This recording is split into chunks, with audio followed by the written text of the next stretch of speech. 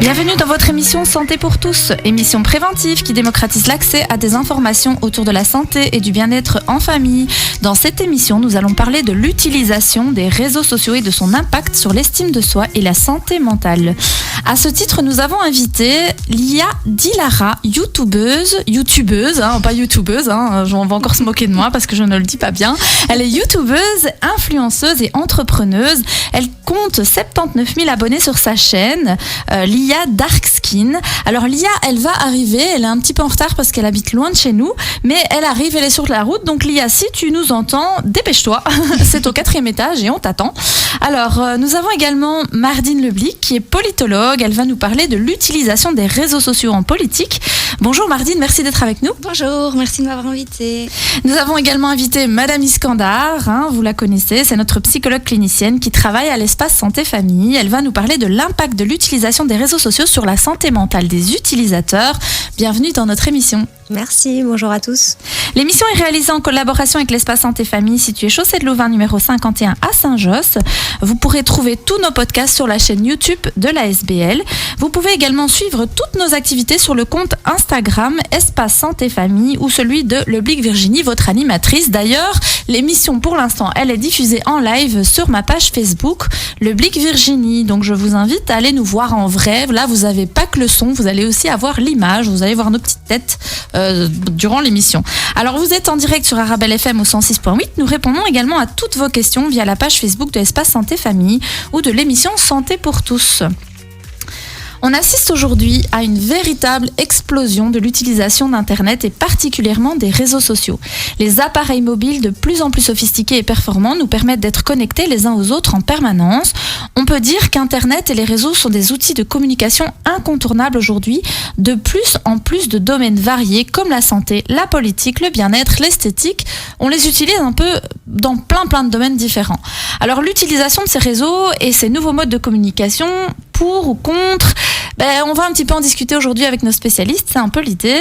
Alors, je vais commencer du coup avec Mardine. Utilisez-vous les réseaux sociaux déjà ? Et oui. Si oui, à quelle fin par exemple ? D'habitude et couramment, comme un peu la plus grande partie des personnes ici, c'est que je les utilise à des fins privées, mais aussi à des fins professionnelles. Ça fait plus ou moins 1 an que je me suis rendu compte qu'il y avait des accessibilités sur les réseaux sociaux, que en fait je pouvais tout simplement m'abonner à des pages des institutions européennes par exemple ou de députés, et il y avait cette accessibilité qu'il n'y a pas quand on regarde sur leur site internet directement ou par les conférences de presse. Moi évidemment c'est plus politique, mais donc oui, j'utilise beaucoup et surtout professionnellement parlant, alors que d'habitude c'était plutôt privé, et donc c'est ça qui est intéressant. Donc ça peut être utile dans la sphère professionnelle. Oui, je pense que si on l'utilise intelligemment, il y a vraiment des possibilités que les réseaux sociaux offrent qu'on n'avait pas avant, quand ils n'étaient pas là, et donc c'est intéressant de pouvoir développer cette capacité qu'ont les réseaux sociaux aussi. D'accord. Alors je me tourne vers peut-être Madame Iskandar. Comment expliquer du coup cette omniprésence des réseaux sociaux dans nos sociétés ? Déjà, Internet a explosé ces dernières décennies. Si on prend quelques chiffres, par exemple, en 2000, il n'y avait que 0,06% de la population qui utilisait Internet. C'était vraiment une minorité. Et là, par exemple, en 2019, on est à 58,8% de la population. Donc, il y a plus de gens connectés que de gens qui ne sont pas connectés. Donc, c'est vraiment un phénomène mondial qui s'est vraiment bien répandu partout. Et il y a même plus d'appareils mobiles que de personnes dans le monde. Une seule personne cumule un ordinateur, un GSM, des tablettes. Donc, la connexion, elle est partout.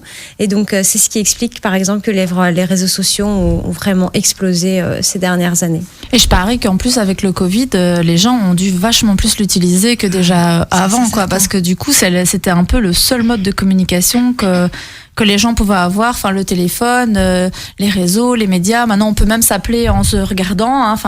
Moi, j'ai pas grandi dans cette ère-là. Je précise aux auditeurs, j'ai peut-être l'air jeune, mais je ne le suis pas. Je viens d'une ère où on n'avait pas Internet, on n'avait pas de téléphone. Je crois que moi, mon premier téléphone, j'ai dû l'avoir à 20 ans, quoi. Donc voilà. Et c'est vrai que à passer d'un truc où, nous, on n'avait pas de téléphone, à un truc où on se retrouve, tu peux carrément appeler la personne et la voir en face. Donc, par contre, pour pour la situation du Covid, c'est plutôt pas mal parce que comme on pouvait pas se déplacer de chez nous et que on devait garder cette bulle comme on a encore actuellement, c'est intéressant parce que ça a permis à des familles qui du coup ne savaient pas se réunir parce que il y a des grandes familles qui ne pouvaient pas respecter la bulle d'une personne comme on a maintenant, et donc c'est super intéressant parce que ça leur a permis, comme tu l'expliques bien avec la caméra, de pouvoir se voir même si c'était pas en vrai. Ça c'est plus ou moins comme, en tout cas, et ça leur permet de discuter même pour les enfants parce que s'ils voient pas la personne en vrai, c'est quand même un manque, mais au moins il y a la relation qui se crée quand même. Le fait de voir le visage, de pouvoir discuter, c'est super intéressant de pouvoir développer ça pour eux. Et donc c'est vrai qu'on a quand même pu garder un certain contact au travers des réseaux sociaux, donc ça c'est plutôt on va dire l'aspect positif voilà. Des choses. Après, je suppose que ça doit pas toujours ça doit pas toujours être facile non plus. Il doit sûrement y avoir aussi des dangers par rapport à l'utilisation des réseaux. Le souci aussi, c'est que les enfants aussi utilisent parfois les réseaux. Donc, du coup, il faut surtout pendant cette période. Enfin, on a eu dans une autre émission un pédopsychiatre qui était venu, qui nous disait depuis le Covid, en fait, on a eu beaucoup d'enfants et de jeunes qui sont un peu devenus accros aux jeux, aux écrans, aux réseaux, et en fait, qui savaient plus trop se détacher du coup de ça. Donc c'est vrai que ça a été quand même une période inquiétante parce que après ils ont dû retourner à l'école là du coup. Donc après le confinement, retourner à l'école et plus du tout être sur les réseaux, c'est quand même assez compliqué. Est-ce qu'on peut avoir des addictions aux réseaux par exemple? Tout à fait, comme l'addiction aux jeux vidéo, aux écrans, c'est assez addictif. Personnellement, même moi le soir, avant de m'endormir, je reste un petit peu sur les réseaux. Je me dis allez, juste une demi-heure, ça va m'aider à m'endormir. En fait, pas du tout. Je reste 1 heure, 2 heures, c'est l'inverse. Donc on est très vite emporté en fait par tout ce qui est posté, par les réseaux en général. Donc oui. Ouais. Mais je pense que c'est important d'en parler, de s'en rendre compte. Par exemple, moi, je trouve aussi que je suis un petit peu accro aux réseaux sociaux, mais je m'en suis rendu compte et j'avais l'impression que je perdais du temps parce que c'est vrai, on perd un peu de temps à rafraîchir la page. Au final, c'est toujours la même chose qu'on regarde. C'est pas spécialement intéressant parce que des fois, on reste dessus comme vous l'avez bien dit, des heures, mais pour rien. Et je m'en suis rendu compte et c'est pour ça que je disais que j'utilisais à des fins professionnelles. C'est que j'ai fait un tri il y a pas longtemps et en fait, au début, j'ai commencé à télécharger d'autres applications pour m'informer, etc. Mais je voyais que je retournais toujours sur les mêmes applications parce que c'est devenu, on est accro, voilà, c'est devenu un toc où on rafraîchit, on retourne. Et donc j'ai fait un tri, j'ai supprimé plein de personnes ou de pages qui ne me servaient à rien en vrai, que je m'étais rendu compte que je perdais du temps alors que ça ne m'aidait pas. Et je me suis abonnée à plein d'autres pages du coup qui elles m'aidaient, m'informaient et étaient beaucoup plus intéressantes, qui m'éduquaient de tout type de domaine, hein, pas que la politique, il y avait l'économie, la culture ou même musicale. Et grâce à ça, franchement, j'ai vu la différence. Donc en fait, l'idée ce serait peut-être de trier alors, oui, de trier, d'avoir une utilisation peut-être et plus intelligente, tout simplement, des réseaux. De se rendre compte que oui, on est un accro à ces réseaux sociaux. Voilà, c'est un fait. Bon, c'est bien d'essayer d'y remédier, mais si on se rend compte que malgré tout, ça reste un toc, comme j'ai eu le toc de retourner toujours sur cette application, eh bien, je me suis dit, au lieu d'essayer de me persuader d'aller sur autre chose, je vais utiliser cette plateforme, mais intelligemment. Ouais, alors moi je suis d'accord et je pense qu'il faut aussi sensibiliser les jeunes à ça, à cette utilisation là, parce que parfois on peut voir tout et n'importe quoi sur les réseaux. Il y a un flux d'infos. Enfin moi par exemple j'ai 2 comptes Facebook, il y a 10 000 personnes sur les 2 comptes, enfin il y a 5 000 et des fois je me dis il y a les publications sur lesquelles je tombe, je me dis mais ça a rien à voir avec mais du coup c'est vrai que ça reste dans un cadre professionnel là du coup l'utilisation, mais si je me mettais à regarder vraiment ce qu'il y avait sur ces pages-là, mais on se retrouve avec plein d'informations différentes qui partent dans tous les sens et c'est pas du tout trié, quoi. Donc il y aurait on pourrait dire qu'il y aurait une utilisation intelligente des réseaux. Mais ce qu'il y a, c'est qu'il y a des parents aussi, ils vont dire ah non mais moi mon enfant, il a pas accès à Internet, il a pas les réseaux, on le coupe de tout. Est-ce que c'est bien ça, Madame Iskandar, de tout interdire à l'enfant? Moi je dirais qu'il faut pas passer d'un extrême à l'autre non plus. Je pense il y a un âge limite aussi pour les réseaux, on le verra peut-être plus tard, mais voilà, il y a peut-être à 10 ans, les enfants n'ont rien à faire forcément sur les réseaux, mais je pense que dans l'adolescence, c'est important pour eux aussi, ça leur permet de communiquer, de garder contact avec les amis et tout. Voilà, c'est ça. Donc après, voilà, limiter dans le temps et aussi, comme vous l'avez dit, de façon intelligente, il y a vraiment moyen de trier, de sélectionner et d'utiliser cet outil à bon escient. Oui, parce qu'en plus, l'adolescence, c'est quand même une période où le jeune, il va aussi chercher son identité, se comparer aux autres, etc. Et on le verra avec notre youtubeuse tout à l'heure, finalement, si on voit tout le temps des choses très belles sur les réseaux, on va se dire, moi, je suis pas comme ces gens-là et donc je suis pas normale, quoi. Il y a ce risque-là, je pense qu'on ait tendance à se comparer. Tout à fait. On est très influençable à cet âge-là, moi je trouve. Comme on vient de le dire, on est des personnes qui se cherchent à ce moment-là. Et c'est ça la difficulté des réseaux sociaux, c'est que c'est une masse d'informations, une masse de personnes qu'il y a avec des différences énormes, parce qu'on est tous différents. Mais évidemment, à cet âge-là, on se cherche et c'est ça la difficulté, moi je trouve, c'est qu'on voit, comme on vient de le dire, des personnes qui par exemple sont belles, et encore c'est un critère hyper subjectif parce qu'il y a des gens qu'on va trouver beaux, d'autres moins beaux. Mais à cet âge-là, à 15-16 ans, c'est très difficile. Moi je trouve que c'est pas, il faut surveiller, mais faut pas... je pense pas qu'il faut priver, parce que ce serait leur retarder à plus tard, parce qu'il y a bien un moment, ils vont être confrontés à ces réseaux sociaux, parce que comme on vient de le dire, c'est dans l'actualité, c'est partout, on est tous confrontés à un moment donné, que ce soit même pour du professionnel, avec l'application par exemple LinkedIn, parce que tout le monde utilise pour trouver du boulot. Donc les applications, elles sont là, on va les utiliser, faut pas retarder, il faut juste essayer d'être dans la prévention, de prévenir et même d'accompagner et de juste le sensibiliser, parce qu'en fait, au final, tout le monde sait qu'il y a des réseaux sociaux, mais est-ce qu'on en parle vraiment ? J'ai pas vraiment l'impression. Les parents parfois sont un peu dépassés. Moi, j'avoue que c'est mes enfants qui m'expliquent YouTuber. Il y a encore quelques semaines, je connaissais pas. Franchement, je vous dis la vérité, chers auditeurs. C'est YouTuber. C'est YouTuber. Voilà, Mardine me reprend. Donc c'est YouTuber. Donc voilà. Mais moi, je veux faire à l'américaine, tu vois. American YouTuber. Donc non, en fait, c'est parce que moi, voilà, un jour, mon fils est venu, il m'a dit ouais, maman, tu sais, les YouTubers, voilà, ils gagnent bien leur vie. Tu devrais être YouTubeuse. Et puis je me suis dit, qu'est-ce qu'il raconte celui-là ? Je me suis dit, c'est quoi ? C'est pas un métier, ça. C'est quoi ce délire, tu vois ? Et c'est un peu nos jeunes, en fait. Moi, je pense que le parent, il grandit aussi avec son enfant et que c'est à nous, les parents, d'aller chercher ce que c'est comme information aussi. Enfin, je sais pas, Madame Iskander, ce que vous en pensez, mais c'est important, non, de s'intéresser quand même à ce dont nos enfants s'intéressent. Bien sûr, ouais. Pour pouvoir être au courant et voilà, et les accompagner, communiquer, expliquer. Il y a beaucoup d'effets positifs des réseaux, mais voilà, il y a aussi quelques dangers. Donc, c'est leur rôle aussi de s'informer et de les accompagner au mieux. Ouais. C'est ça, Et parce qu'il y a des parents qui font parfois blog complet, non, je veux pas, etc. C'est un peu pour ça aussi qu'on a fait cette émission, parce que il y a des gens qui sont totalement contre, puis il y a des gens qui sont totalement pour.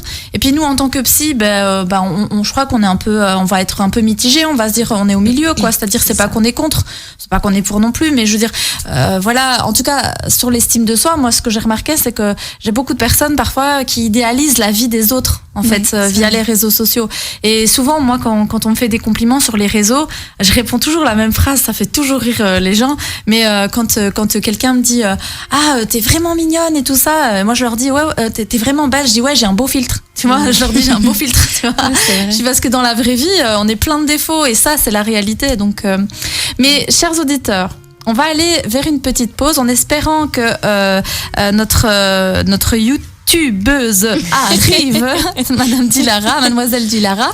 Donc on l'attend, Mademoiselle Dilara. On fait une petite pause et on espère que vous serez là juste après la pause. Donc restez avec nous, on parle des réseaux sociaux et de l'impact sur l'estime de soi et la santé mentale. À tout de suite sur Arabelle. Vous êtes de retour dans votre émission Santé pour tous. Nous sommes avec des spécialistes. Mardine Leblic est politologue. Elle vient nous parler de l'impact des réseaux sociaux sur la politique. Et Jessica Iskander est psychologue clinicienne à Espace Santé Famille. Elle nous parle un petit peu de l'impact sur la santé mentale. Alors, juste avant la pause, on parlait juste un petit peu, un peu des enfants, un peu des ados, de l'impact que ça pouvait avoir, du fait qu'on pouvait parfois un peu idéaliser aussi ce qu'on voyait sur les réseaux. Voilà, on voit une fille qui est super belle. Moi, je dis toujours, c'est 3 secondes l'image. Enfin, la photo, ça dure 3 secondes, mais la personne, elle vit 24 heures, quoi. Je veux dire, à côté de ça, je suis sûre qu'elle n'est pas tout le temps belle non plus. Donc, voilà, on a un peu cette image-là.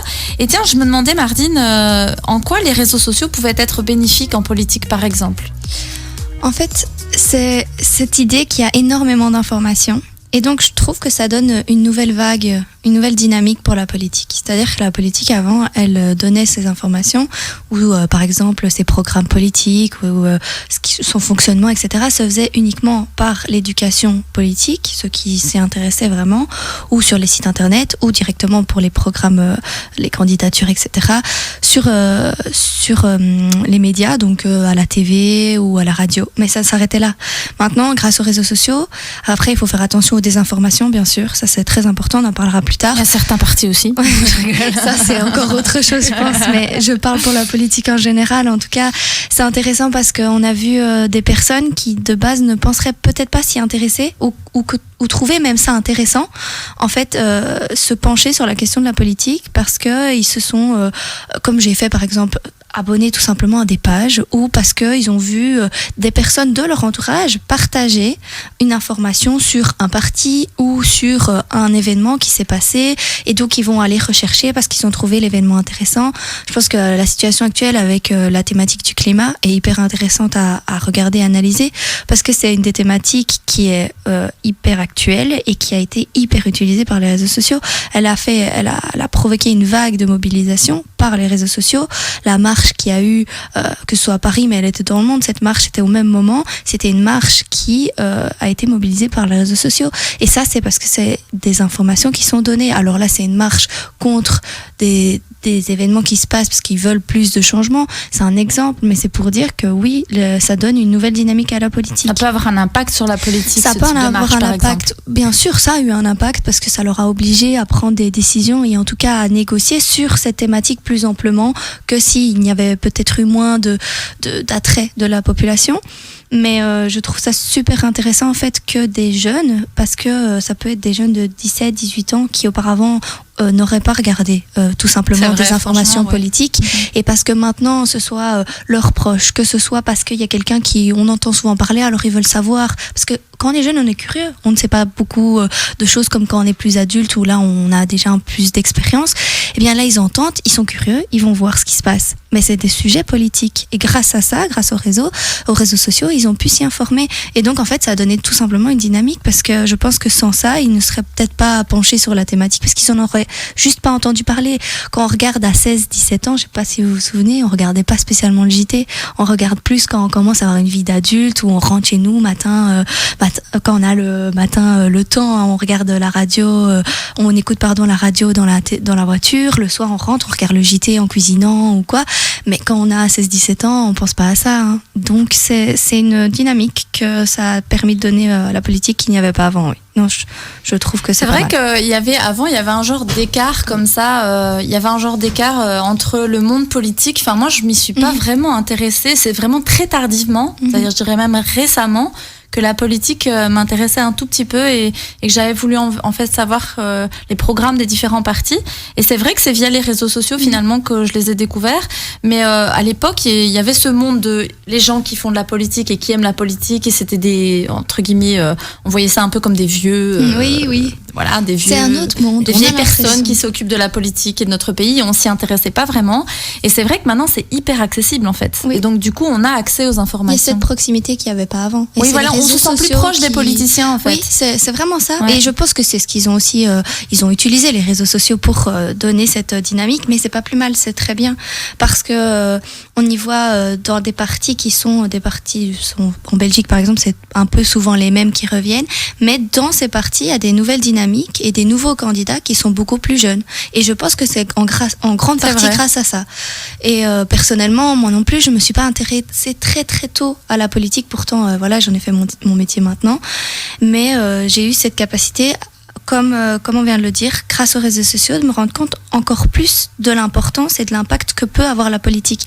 Je pense que sans les réseaux sociaux, je m'y serais quand même intéressée. C'est un domaine que j'aime beaucoup. Mais je me suis encore plus penchée sur la matière en me disant, mais c'est vrai, maintenant, ça touche tout le monde. Avant, ça touchait déjà tout le monde. Mais comme on dit, c'est un monde extérieur. On avait vraiment l'impression qu'il y avait nous, puis il y avait eux. Ils décidaient, mais voilà, ils décidaient et nous, on devait juste respecter ce qu'ils avaient décidé. Mais d'où ça venait, pourquoi, comment, ça, c'était pas spécialement ce qui nous intéressait le plus. Et puis maintenant, quand on n'est pas d'accord, on peut aussi les interpeller. Oui, c'est parce qu'il y a cette proximité. Voilà. On sent qu'on a peut-être un peu plus accès aux politiques et qu'on peut plus les interpeller quand il y a des choses qui ne vont pas. Mais clairement, maintenant, on a cette possibilité qu'on n'avait pas avant. Après, je tiens à le rappeler, c'est qu'on avait déjà cette possibilité avant. Mais le problème, on le savait pas. Voilà. C'est que grâce aux réseaux sociaux, les réseaux sociaux, c'est une masse d'informations. C'est un canal où on transmet de l'information. Nous, en politique, c'est comme ça qu'on l'étudie, le réseau social. On voit le réseau social, c'est un canal d'information. C'est là qu'on transmet de l'information. Donc, oui, c'est ça la thématique de ça, de cette Et donc, plateforme. vous pensez que, par exemple, pour les jeunes, ça peut être bénéfique, c'est-à-dire ils peuvent avoir un peu plus accès à la politique? Oui, moi je pense que oui. On le voit qu'il y en a beaucoup qui, grâce à ça, rien que le fait de partager des stories de certains députés ou des stories sur certaines thématiques et de mettre une phrase sur une story ou dans un post et après en débattre, c'est une première forme de politique, à petite échelle certes, mais c'est un premier pas vers la politique parce qu'ils s'y incluent, ils donnent leur jugement sur ce fait. Et ils ont envie de participer, parce que le fait de participer en débattant, en parlant de ce phénomène, c'est un peu rentrer dans la politique, parce que c'est ça la politique à la base, c'est de représenter la société civile. Si la société civile s'y inclut, elle fait partie de la politique. Donc oui, je pense que ça permet, oui. Alors moi, je vais me retourner un peu vers notre psychologue. Du coup, est-ce qu'il y a des dangers de l'utilisation des réseaux sur la santé mentale ? Oui, malheureusement, il y en a. Quand on l'utilise peut-être trop ou trop longtemps, il y a des études qui ont montré qu'il y avait un lien entre l'utilisation des réseaux sociaux, par exemple plus de 2 heures par jour. Bon, après, voilà, c'est une étude, mais plus de 2 heures par jour et par exemple des points tels que l'anxiété, la dépression, voilà, il y a des liens qui ont été faits. Et aussi, il y en a certains, ça diminue leur activité sociale dans le monde extérieur, puisqu'ils sont sur les écrans, à travers tout ce qui est virtuel, etc. Ils sont moins dans l'activité sociale. Après, il peut y avoir aussi tout ce qui est... alors, il y a un terme anglais qui a été inventé qui s'appelle FOMO, c'est la peur de manquer. Ça concerne beaucoup, surtout les jeunes, les 16-24 ans. Et donc, en fait, c'est vraiment... ils ont peur qu'il se passe quelque chose sur les réseaux sans qu'ils le sachent, sans qu'ils soient alertés. Et il y a même des adolescents qui se réveillent la nuit juste pour checker, pour voir s'il n'y a pas quelque chose de particulièrement intéressant qui s'est passé sans qu'ils le sachent. Donc, voilà, ça peut être associé aussi à une humeur négative et une satisfaction inférieure dans la vie. Donc oui. Maintenant, il faut savoir, moi je me suis posé la question quand on a préparé l'émission aussi, est-ce que c'est l'œuf ou la poule, quoi ? Est-ce que c'est le fait d'être déprimé qui fait qu'on va peut-être se renfermer plus sur soi et rester plus sur son téléphone et parler peut-être à personne ? Ou est-ce que c'est l'utilisation des réseaux qui fait qu'on va tomber dans la dépression ? J'ai plus l'impression que c'est l'autre, mais à mon avis, il y a les deux. On peut faire un lien entre les deux. Oui, évidemment, je suppose si on développe une dépendance, peut-être, c'est-à-dire que si on est tout le temps sur les réseaux, qu'on commence juste à utiliser les réseaux, puis qu'on développe une dépendance, alors à ce moment-là, la dépendance fait qu'il va y avoir un repli social. Et puis en effet, il peut y avoir à cause du repli social aussi, peut-être des affects dépressifs. Oui. Voilà, donc on peut alors peut-être dire les deux, mais c'est vrai que la question se pose quand même. Clairement, on a pu montrer des liens, mais on ne sait pas vraiment qui, quoi, commence quoi. Ouais, ça c'est vrai. Ouais. Je pense que selon les situations, mais à mon avis, ça va dans les deux sens, quoi. Ouais. Vraiment. Je pense qu'il y a un engrenage en fait du réseau social. C'est pour les générations qui ont grandi là-dedans. J'ai l'impression que c'est un peu une éducation du réseau social. C'est de se dire, j'ai grandi là-dedans, donc je vais suivre cette directive parce que j'ai toujours utilisé les réseaux sociaux. Et donc, cette crainte la nuit de se réveiller, de manquer quelque chose, c'est parce que déjà, le réseau social, c'est comme c'est sur la planète Terre, il peut se passer quelque chose et chambouler tout. Parce que c'est bien prouvé, il y a un événement qui peut faire un tabac en quelques minutes, mais après, dans 2 jours, on n'en parle déjà plus. Et donc, c'est cette crainte qui est créée, de cette éducation qui est créée du réseau social, par habitude d'utiliser cette plateforme depuis très petit. Depuis très petit, on utilise la plateforme et donc on s'habitue, en fait, on s'éduque à se dire, il faut que j'utilise cette plateforme. Et je pense que c'est même pas... Parfois, c'est pas une situation de déprime ou c'est une situation de dépendance parce que très petit, on y a commencé. Mais on peut être très heureux dans la vie à côté, avoir ce qu'il nous faut, être très bien. Mais que ce réseau social, parce que on s'y est habitué, on s'est endoctriné depuis petit, sans le vouloir, ça s'est fait naturellement. Eh bien, mais voilà. Du coup, il faut quand même faire attention parce que la vie sociale, elle est importante pour le psychisme humain. Enfin, bien sûr. Les contacts avec les autres, les vrais contacts. Hein, moi, je dis toujours les vrais. Je rigole toujours avec ça. Souvent, il y a des gens qui viennent vous draguer là. C'est un terrain de drague, ce truc. C'est un truc de fou. Mais moi, j'arrive pas, quoi. C'est un truc, je me dis, si je rencontre quelqu'un, ça doit être, mais dans la vraie life, quoi. C'est vraiment dans la vraie vie, quoi. C'est pas sur les réseaux. Parce que déjà, tu sais même pas qui se trouve derrière l'écran. Il peut te dire que c'est Brad Pitt, il peut te dire n'importe quoi, le gars. Enfin, tu vois. Donc, à un moment donné, et parfois, on est tellement, j'ai l'impression qu'on a de plus en plus peur d'aller vers l'autre et que finalement, se mettre derrière un écran, ben, on est en sécurité dans son fauteuil derrière son écran et on fait ce qu'on veut. Mais alors, on fait ce qu'on veut ça peut être, on fait ce qu'on veut un peu sur d'autres plans aussi. C'est-à-dire, ça peut être insulter aussi les gens. Ah oui, hein, c'est plus facile. On se cache. Ouais. Imagine, tu passes dans la rue, tu vois quelqu'un, tu dis, elle est moche ta robe, tu vois. Enfin, t'as vraiment une sale tronche aujourd'hui, tu vois. Mais mec, je te connais pas, d'où tu me parles comme ça, tu vois ce que je veux dire. Et pourtant, sur les réseaux sociaux, c'est ce qu'ils font. On ose le faire. Oui, tu vois. Et pareil, tu vas rencontrer une fille dans la rue, tu vas pas lui dire, t'es mignonne, j'ai envie de me marier avec toi, tu vois. Attention, il y en a qui le font quand même. Hein. Ah ben, franchement, s'il y en a qui le font, je les salue parce que au moins ceux-là, ils sont courageux, tu vois. C'est vrai, bravo. Parce que ça, je suis désolée. Mais c'est vrai, maintenant, on sait plus comment draguer. Hein. C'est compliqué maintenant pour faire connaissance avec quelqu'un de nos jours. Si tu abordes la personne dans la rue, elle va te remballer parce qu'elle va te dire que ça se fait pas. Si tu vas sur les réseaux, ben on va te dire ouais, mais attends, moi je sais pas qui tu es, c'est dangereux, etc. Et donc finalement, en plus avec le Covid maintenant, les gens ne savent plus comment se rencontrer. En fait, c'est vraiment compliqué de faire connaissance avec une personne. Et ça aussi, l'amour, on n'en a pas parlé. C'est vrai, on n'a pas pensé à ce thème-là, mais l'amour sur les réseaux, c'est aussi particulier. Ça peut être bien, comme ça peut être pas bien. Il y a plein de gens maintenant qui se rencontrent sur les réseaux. Hein. Il y en a plein. Donc voilà, il y a plein de gens qui disent on s'est rencontrés en ligne et puis on s'est vu en vrai et puis voilà, ça a marché, on s'est aimé, on a eu des enfants, on s'est mariés, tout va bien, quoi. Je veux dire. Mais il y a aussi des effets pervers. Il y a des gens qui sont par exemple mariés ou des gens qui sont déjà en couple et qui vont essayer de chercher une petite copine à côté, ou alors il y a des gens qui vont se faire passer pour quelque chose qu'ils sont pas. Voilà. Et c'est vrai que du coup, il y a quand même des dangers aussi, je trouve, au-delà des émotions, il y a aussi tout le relationnel, je trouve, qui peut être en danger. Bien sûr. Ouais, comme on l'a dit, voilà, c'est peut-être on devrait en faire une émission à elle toute seule, mais le harcèlement sur Internet ou les insultes, les commentaires négatifs, ça brise vraiment la personne. Je pense que parfois les personnes, ils ont peut-être plus de courage derrière leur écran et ils se rendent pas compte que derrière tout écran, derrière chaque profil, il y a quand même une vraie personne derrière qui a des sentiments, qui a une sensibilité. Et donc faut faire attention à ça. Et je pense que les jeunes, faut aussi les prévenir, leur expliquer ça, qu'ils fassent attention à la façon dont ils disent les choses. C'est important qu'ils peuvent toujours donner leur avis, même si c'est un avis qui est négatif, qui est contre ce qui s'est dit, mais de façon respectueuse toujours. C'est super important parce que il y a toujours une personne humaine derrière.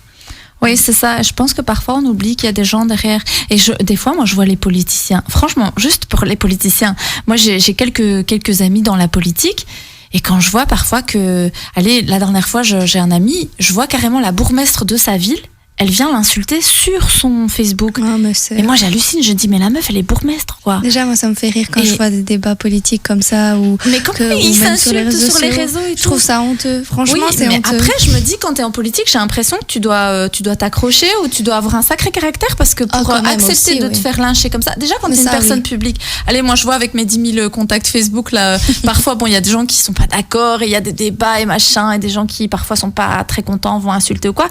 Bon, ça va, ça passe. Mais je me dis, quand je vois les politiciens, comment ils se font lyncher parfois, c'est impressionnant. Enfin, moi, je pense que j'ai fait des études là-dedans et je suis préparée. Après, on n'est jamais totalement préparé à recevoir des avis négatifs comme ça, à avoir des insultes en notre nom. C'est vrai, c'est pas agréable, ça c'est sûr. Mais voilà, j'ai fait 5 ans d'études, c'est pas pour me dire maintenant j'arrive, je vais être public et je vais parler.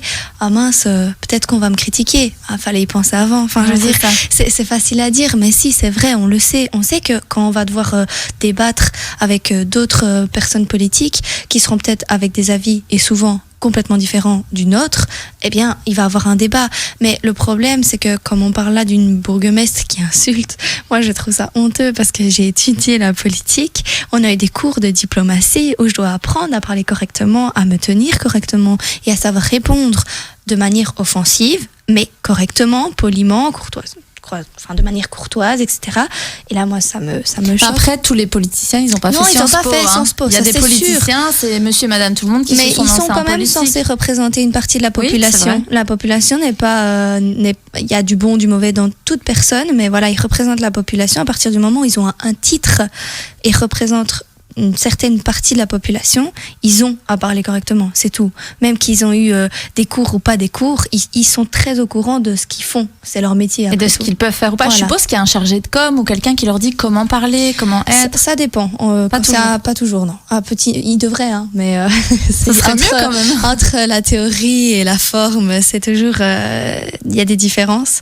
Ils pourraient, mais ils sont toujours entourés, hein, ils sont jamais tout seuls à décider, à prendre parole. Il y a des personnes qui écrivent pour eux. Parfois, ils écrivent tout seuls, mais ils sont toujours entourés. Ils ne prennent pas les décisions ni tout seuls, ils ne parlent pas tout seuls. Enfin, voilà, ça, il faut bien s'en rendre compte. C'est un bourgmestre, pareil pour le président, pareil, à tout type d'échelle. C'est une personne qu'on voit, c'est l'image. Comme on dit, la tête de parti, pareil, c'est l'image, mais il ne choisit pas tout seul, il ne décide pas tout seul. Son programme, il ne l'a pas fait tout seul non plus.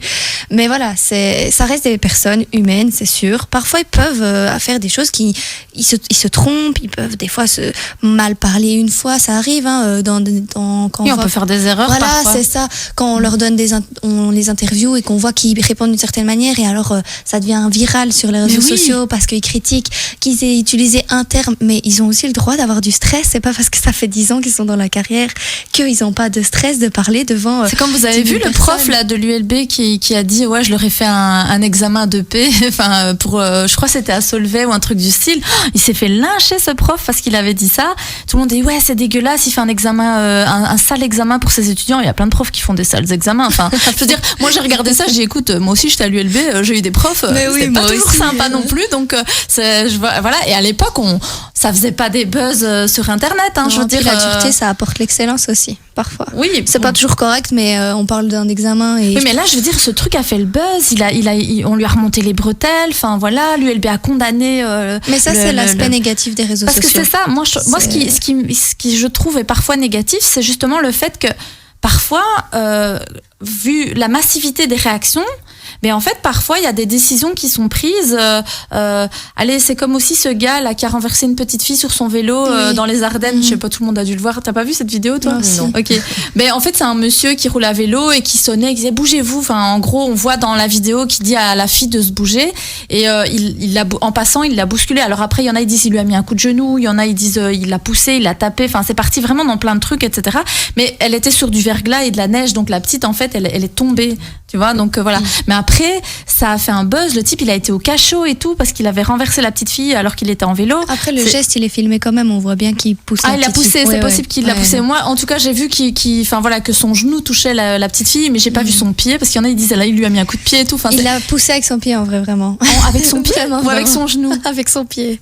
Moi, je crois que c'est avec son pied, mais je suis même plus sûre. Non, mais t'es sérieuse? Oui, non, franchement. Bon, en tout cas, j'ai repris cette vidéo. Voilà. Mais c'est ça. Mais en tout cas, ce que je veux dire, c'est que ça a tellement été grave qu'il y a eu des décisions judiciaires en fait. Ah ouais. Carrément contre ce monsieur a dû se rendre à la police, il a été au cachot et ça a pris, tu vois, c'est ça que moi je me dis au niveau politique quand même, parce que les gens disent c'est inacceptable, ok c'est dégueulasse, voilà, s'il lui a vraiment mis un coup de pied c'est vrai que c'est un enfoiré, etc. On est d'accord, enfin je sais pas si j'ai le droit de dire ça à la radio, c'est pas grave, je l'ai dit, c'est trop tard.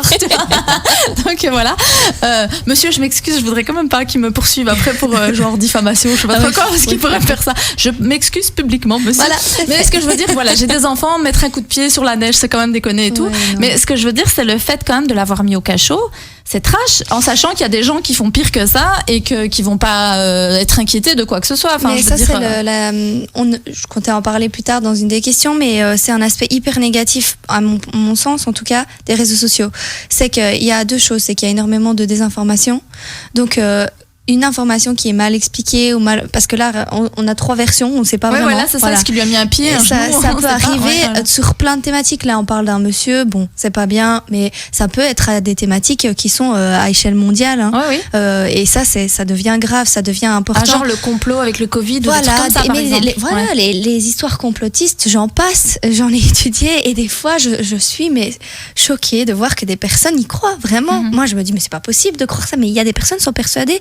Et comment voulez-vous que des politologues ou des personnes politiques qui doivent prendre des décisions ou en tout cas négocier sur cette thématique, répondre à des complots, c'est compliqué. Répondre déjà à des personnes pour leur expliquer qu'en fait, il n'y a pas de fond sur ce qu'ils disent. Parce que c'est vrai, il n'y a pas de fond. Je suis désolée de dire, la plupart des idées complotistes ne sont pas vraies. Pourquoi ? Parce que tout simplement, c'est de la désinformation. Alors, parfois, je rectifie, il y a des choses qui sont vraies, mais elles sont sorties du contexte. Alors, sorties du contexte, on peut raconter tout et n'importe quoi. Hein. Donc, c'est ça la problématique. Et après, le politologue, parce qu'il y a une opinion publique qui se crée là-dessus, donc la personne politique plutôt que le politologue, c'est un peu la même chose, doit répondre à ça, mais doit essayer de lui expliquer que à cette personne ou ces personnes que déjà c'est pas fondé, et puis qu'en plus ça peut pas amener à un changement parce que quand il n'y a pas de fond, ça peut pas amener quelque chose d'efficient. Et voilà, et puis ça prend des proportions parce que les réseaux sociaux, c'est des débats, on montre tout.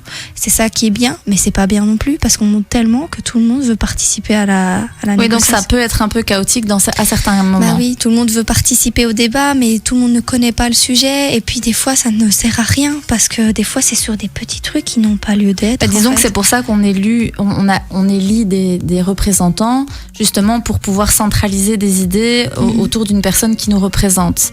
Et on peut pas. Après, il y a différents partis politiques qui veulent changer aussi ça aussi. Hein. Le problème, c'est qu'on n'a pas accès à toutes ces informations. Ouais. C'est énorme. Et donc, un politologue ou un homme politique ou n'importe qui ne peut pas, même s'il est représentant de la société civile, il ne peut pas tout faire et aller partout, même s'il a une équipe qui le soutient, qui recherche là-dessus. C'est trop difficile.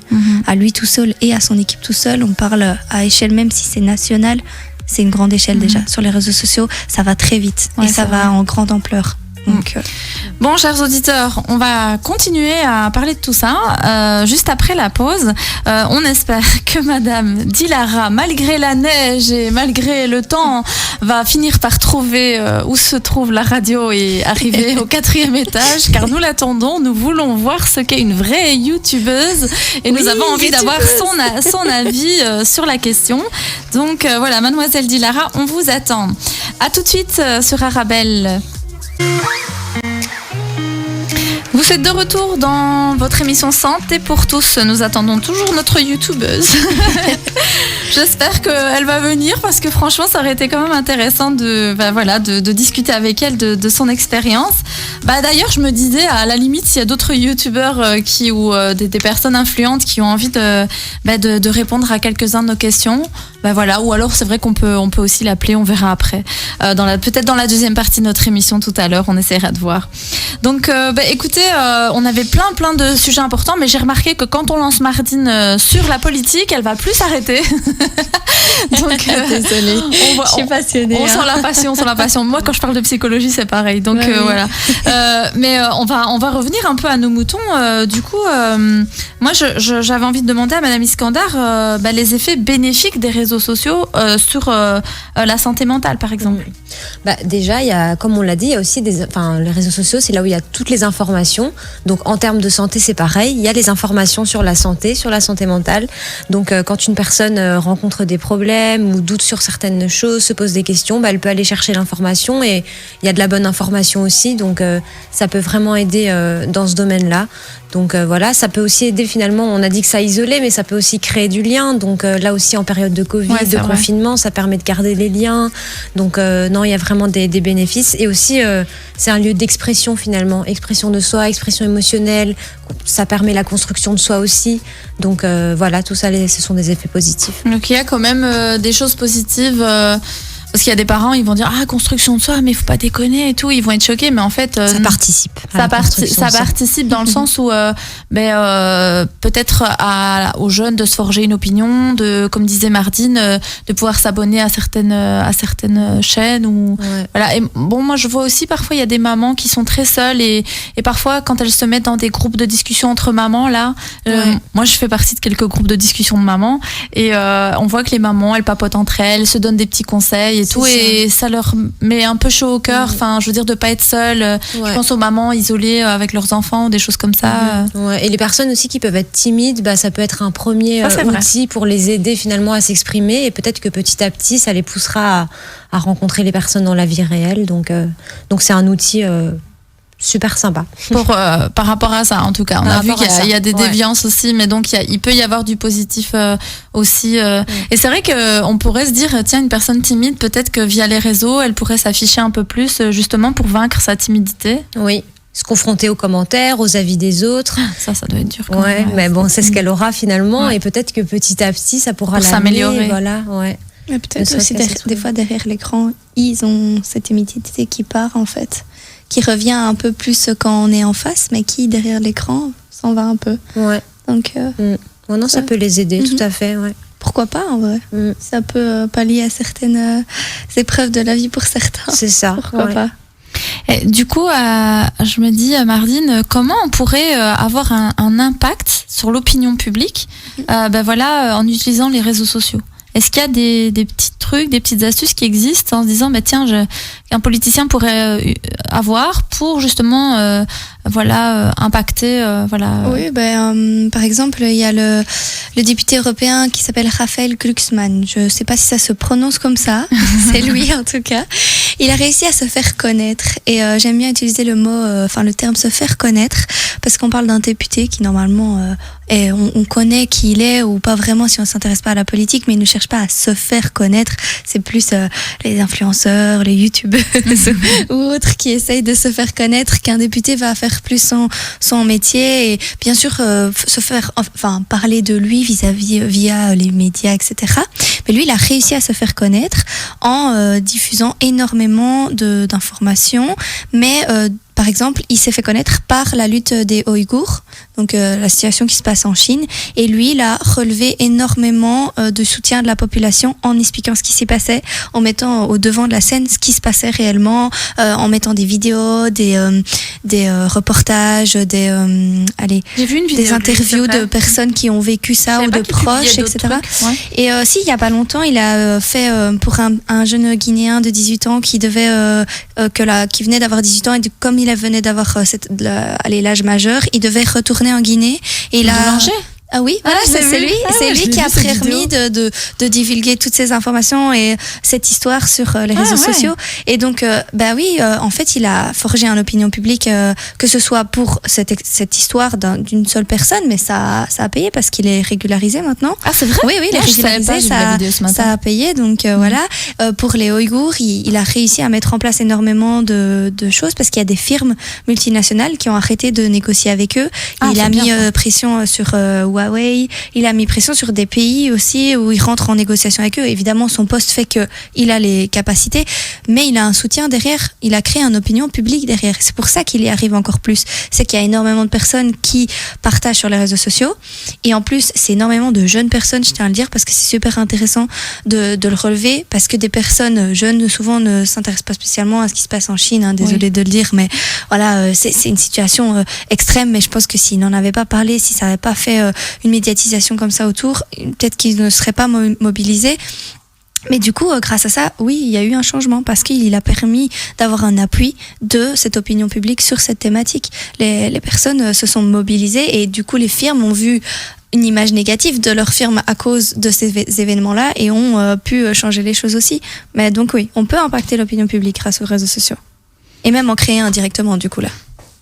Et Madame Iskandar, du coup, est-ce qu'il y a des différences entre les différents réseaux sociaux? Parce que il y a différents réseaux sociaux. Et j'ai entendu, vous m'aviez dit en off là comme ça, qu'il y en avait qui étaient hyper mal cotés pour la santé mentale des utilisateurs. Ouais. Et donc je voulais un peu savoir, tiens, c'est quoi ces différences qui existent entre les différents réseaux sociaux? Il y a eu une étude assez récente qui a comparé 4 ou 5 réseaux. Et c'est vrai que je ne sais pas si je peux citer de nom, mais c'est vrai qu'il y a une plateforme, un réseau social qui est particulièrement mauvais pour la santé mentale, qui entraîne beaucoup de comparaisons sociales, comme on l'a dit tout à l'heure. Donc c'est un réseau social qui utilise beaucoup, surtout des photos avec des filtres. Donc voilà, les réseaux sociaux axés sur uniquement les photos et le paraître finalement, ceux-là ont été cotés très négativement. Et pour la santé mentale des utilisateurs. Ouais. Et pour l'estime de soi, pour vraiment tout ça. Et par exemple, YouTube En fait, tous les réseaux sociaux sont pas forcément hyper bons pour la santé mentale, mais je pense que dans ces études-là aussi, ce qu'ils ont pris, c'est vraiment une forte utilisation, une durée très prolongée par jour. Donc forcément que ça influe. Mais le seul réseau social qui finalement arrive un petit peu au-dessus de la moyenne et qui montre certains bénéfices pour la santé mentale, c'est YouTube. Bon. Parce que YouTube, on peut avoir des reportages, on peut vraiment s'informer. C'est des reportages où il y a des experts, donc l'information, elle est plus ou moins bonne. Après, il y a tout sur YouTube, mais on peut trouver aussi des vidéos très éducatives. Donc, D'ailleurs, vous pouvez aller sur la chaîne YouTube de l'Espace Santé Famille et vous trouverez plein de chouettes vidéos très éducatives sur la psychologie et tous les podcasts de nos émissions. Donc la preuve, c'est que YouTube, en tout cas, on est plus sur YouTube chez nous à l'Espace Santé Famille. Là, je viens de mettre justement Instagram, je dis toujours Instagram, mais les gens me regardent bizarrement. C'est Instagram aussi. Instagram, voilà. Il faut que je me refasse une petite jeunesse là, donc Instagram. Et pour un petit peu, mettre des extraits parfois d'émissions ou des extraits de petits conseils en psychologie. Mais donc là, c'est vrai que ça peut être intéressant dans ce domaine-là, par exemple. Parce que sur Instagram, on sait faire des petites vidéos, des petits lives comme ça qui peuvent être intéressants. Mais c'est vrai que si c'est juste des photos instantanées, comme je disais, si t'as un bon filtre, t'as une belle tête et finalement on a tous la même jolie tête. Et je pense que parfois on oublie, ou les personnes, surtout peut-être les jeunes qui sont très influençables, oublient que sur les réseaux, pour une belle photo, il y en a 100 derrière qui ont été jetées, quoi. Les personnes, c'est tout un travail de mise en scène, de maquillage, en plus du filtre. Et donc c'est pas du tout la réalité. Et je pense que c'est important de le dire et qu'ils en prennent conscience. Oui, c'est ça. Souvent, on dit elle est belle cette fille, ou il est beau, il fait ça, etc., etc. Et en réalité, pas du tout. Enfin, c'est vraiment toute une mise en scène et un montage. Ouais. Et je suppose qu'en politique aussi, on travaille l'image comme ça. Ah, mais ça, c'est une culture dans la politique. Je pense que c'était avant même qu'il y ait les réseaux sociaux, on devait travailler l'image. Il y en a beaucoup, par exemple, on voit, ils sont habillés en costard, cravate. Les femmes, elles sont aussi en tailleur, etc. Rien que ça, c'est déjà l'image. On va pas arriver avec en training. Moi, j'ai des amis dans la politique juste avant les élections et parfois ils viennent, ils nous demandent alors tu préfères laquelle de photo, celle-là ou celle-là, tu vois, et moi je rigole, ils font des petits sondages pour savoir laquelle photo est la plus jolie. C'est surtout, c'est pas spécialement joli, mais pour être plus sérieux. Ouais. En fait, sur une photo, on va avoir l'air un peu plus... Il faut être sérieux, mais avoir l'air un peu sympa quand même. Voilà, c'est ça. Il y a le petit sourire, mais pas trop, sinon on a l'air un petit peu bébête. Mais quand même pour être un peu plus comme tout le monde. Alors que si ça se trouve, la personne, c'est pas du tout quelqu'un de bien, quoi. Mais de nouveau, ça reste des images, quoi. C'est des images. Et donc ces images-là, vous dites, elles peuvent avoir un impact plus négatif, c'est-à-dire le fait d'utiliser juste des images, ça peut avoir un impact négatif sur la santé mentale des utilisateurs. Par exemple, Instagram, c'est vraiment l'application qui est la plus mal notée, quoi. Vraiment, elle a un effet très très négatif, surtout sur les femmes d'ailleurs, qui font plus de comparaisons sociales. Mais après, on le verra aussi peut-être plus tard, les hommes et les femmes n'utilisent pas pareil les réseaux sociaux, aux mêmes fins. Donc forcément, les femmes, elles sont plus influençables pour tout ce qui est marque, pour tout ce qui est mode, pour tout ce qui est image de soi, et elles font plus de comparaisons sociales entre elles et ce qu'elles voient sur les réseaux. Donc ça peut les dévaloriser plus. Et peut-être qu'elles se rendent pas assez compte que c'est juste une photo, c'est 1 seconde de photo et ça représente pas les 24 heures de la personne ou ce qu'elle peut vivre durant toute sa vie, quoi. Et même, je trouve, dans les couples aussi, c'est compliqué parce que ça peut arriver que, par exemple, un homme ou une femme flash sur quelqu'un qui suit sur Instagram et puis qui se disent oh purée, moi mon mari il ressemble pas à ça, ou ma femme elle ressemble pas à ça, moi j'aimerais bien avoir un mari comme ça, ou tu vois, c'est quand même, je veux dire, même au niveau relationnel, ça peut impacter parce qu'on va vers une idéalisation de ce qu'on rechercherait comme physique chez une personne, alors que dans la réalité, on grossit, on maigrit, on a des rides, on a des boutons parfois. Enfin, je veux dire, ça, c'est la vraie tête, quoi. Donc, il y a beaucoup d'Instagrammeuses qui font ça en ce moment. Je tiens à le dire, c'est super intéressant avec la conversation qu'on a en ce moment. C'est qu'il y a de plus en plus de femmes qui, je dis femmes parce que j'ai vu plus de femmes le faire, j'ai pas vu encore d'hommes, qui font des photos avant-après. La photo qu'elles postent, et elles mettent VS la photo où elles sont, par exemple, elles sont assises, elles prennent une posture, parce que sur la posture, on va avoir des belles hanches, etc. Et après, elles se tiennent normales. Elles ont leur ventre qui sort un peu ce qui est normal. On a tout ça quand on est assis. Hein. Ça dépend quel âge tu as. Non, mais l'idée est chouette parce que en fait, c'est des femmes de tout type d'âge, de tout type. Enfin, vraiment, un peu l'idée, c'est de déconstruire. Voilà, elle monte la photo qu'elle poste. Elle met photo Instagram vs réalité. Et réalité, on voit, elles sont les cheveux en pagaille, le ventre qui sort et tout. Mais c'est bien. Ça permet c'est vrai que c'est chouette. Ça ramène quelque chose de positif. Du coup, ça montre à la personne que voilà, ça n'est pas toujours parfait. Donc, bon, chers auditeurs, on va bientôt passer à la deuxième partie de notre émission et donc on va s'arrêter quelques instants et puis on espère que notre youtubeuse trouvera le chemin d'ici là et qu'avant la fin de l'émission, vous aurez quand même le loisir de parler avec elle ou de l'entendre nous parler de son expérience. Donc voilà, je vous dis à tout à l'heure, dans quelques instants, sur Arabelle FM au 106.8. Vous êtes de retour dans votre émission Santé pour tous, émission préventive qui démocratise l'accès à des informations autour de la santé et du bien-être en famille. Aujourd'hui, nous parlons de l'utilisation des réseaux sociaux et de son impact sur l'estime de soi et la santé mentale. Nous avons invité une politologue, Mardine Leblic, qui vient un peu nous parler de l'utilisation des réseaux sociaux par nos politiciens et de l'impact que ça peut avoir aussi sur l'opinion publique, sur des décisions politiques et notre quotidien. Et alors, on essaie de voir un peu, finalement, si ça nous a rapprochés des politiques. Mardine dit que oui. Donc voilà, on va continuer à discuter avec elle aussi. Nous sommes avec Madame Iskandar, Jessica, qui est psychologue clinicienne à l'espace Santé Famille, et donc qui vient régulièrement nous donner un petit peu aussi son avis sur certains sujets qu'elle maîtrise un peu mieux. Et donc c'est vrai que Madame Iskandar est plus spécialisée dans tout ce qui est gestion émotionnelle, estime de soi, etc. Et donc on s'était dit qu'on allait faire une petite émission avec elle et aussi avec Lia Darkskin, qui est youtubeuse, influenceuse et entrepreneuse, qui compte 79 000 abonnés, mais voilà, elle est aux abonnés absents là. Donc, du coup, elle est toujours pas là, mais on l'attend, on espère que qu'elle arrivera dans cette deuxième partie de l'émission. Parce qu'en fait, on voulait vraiment avoir l'avis d'une personne qui pratique les réseaux sociaux, qui a fait vraiment de son quotidien l'utilisation des réseaux sociaux et qui pense peut-être influencer, impacter la jeunesse ou les femmes, puisque Lia est une femme, ou peut-être même des hommes, j'en sais rien. Moi, je m'y connais pas trop. Je vous avoue que parfois, en préparant ces émissions, j'apprends plein de trucs sur Du coup, on parle. Non, c'est chouette aussi. Donc c'est intéressant cette émission Santé pour tous, même moi j'y apprends, donc ça me va bien. Du coup, on parlait des âges aussi, on a un peu parlé des ados et tout ça, mais est-ce qu'il y a différents groupes d'âge dans l'utilisation des réseaux sociaux ? Oui, il y a différents groupes d'âge. On voit que les 16-24 sont vraiment le groupe d'âge qui utilise le plus les réseaux sociaux et que, par exemple, les 65 et plus utilisent moins. Mais par contre, il faut quand même prendre ça un petit peu, faut nuancer parce qu'en fait, on va dire que ceux qui ont 16-24 ans aujourd'hui, ils sont nés avec la technologie. Donc peut-être que quand ils auront 65 ans, ils vont continuer d'utiliser les réseaux sociaux. Donc je pense pas que ça diminue avec l'âge. Je pense que c'est plutôt un effet générationnel qu'on observe, mais que petit à petit, on l'observera plus.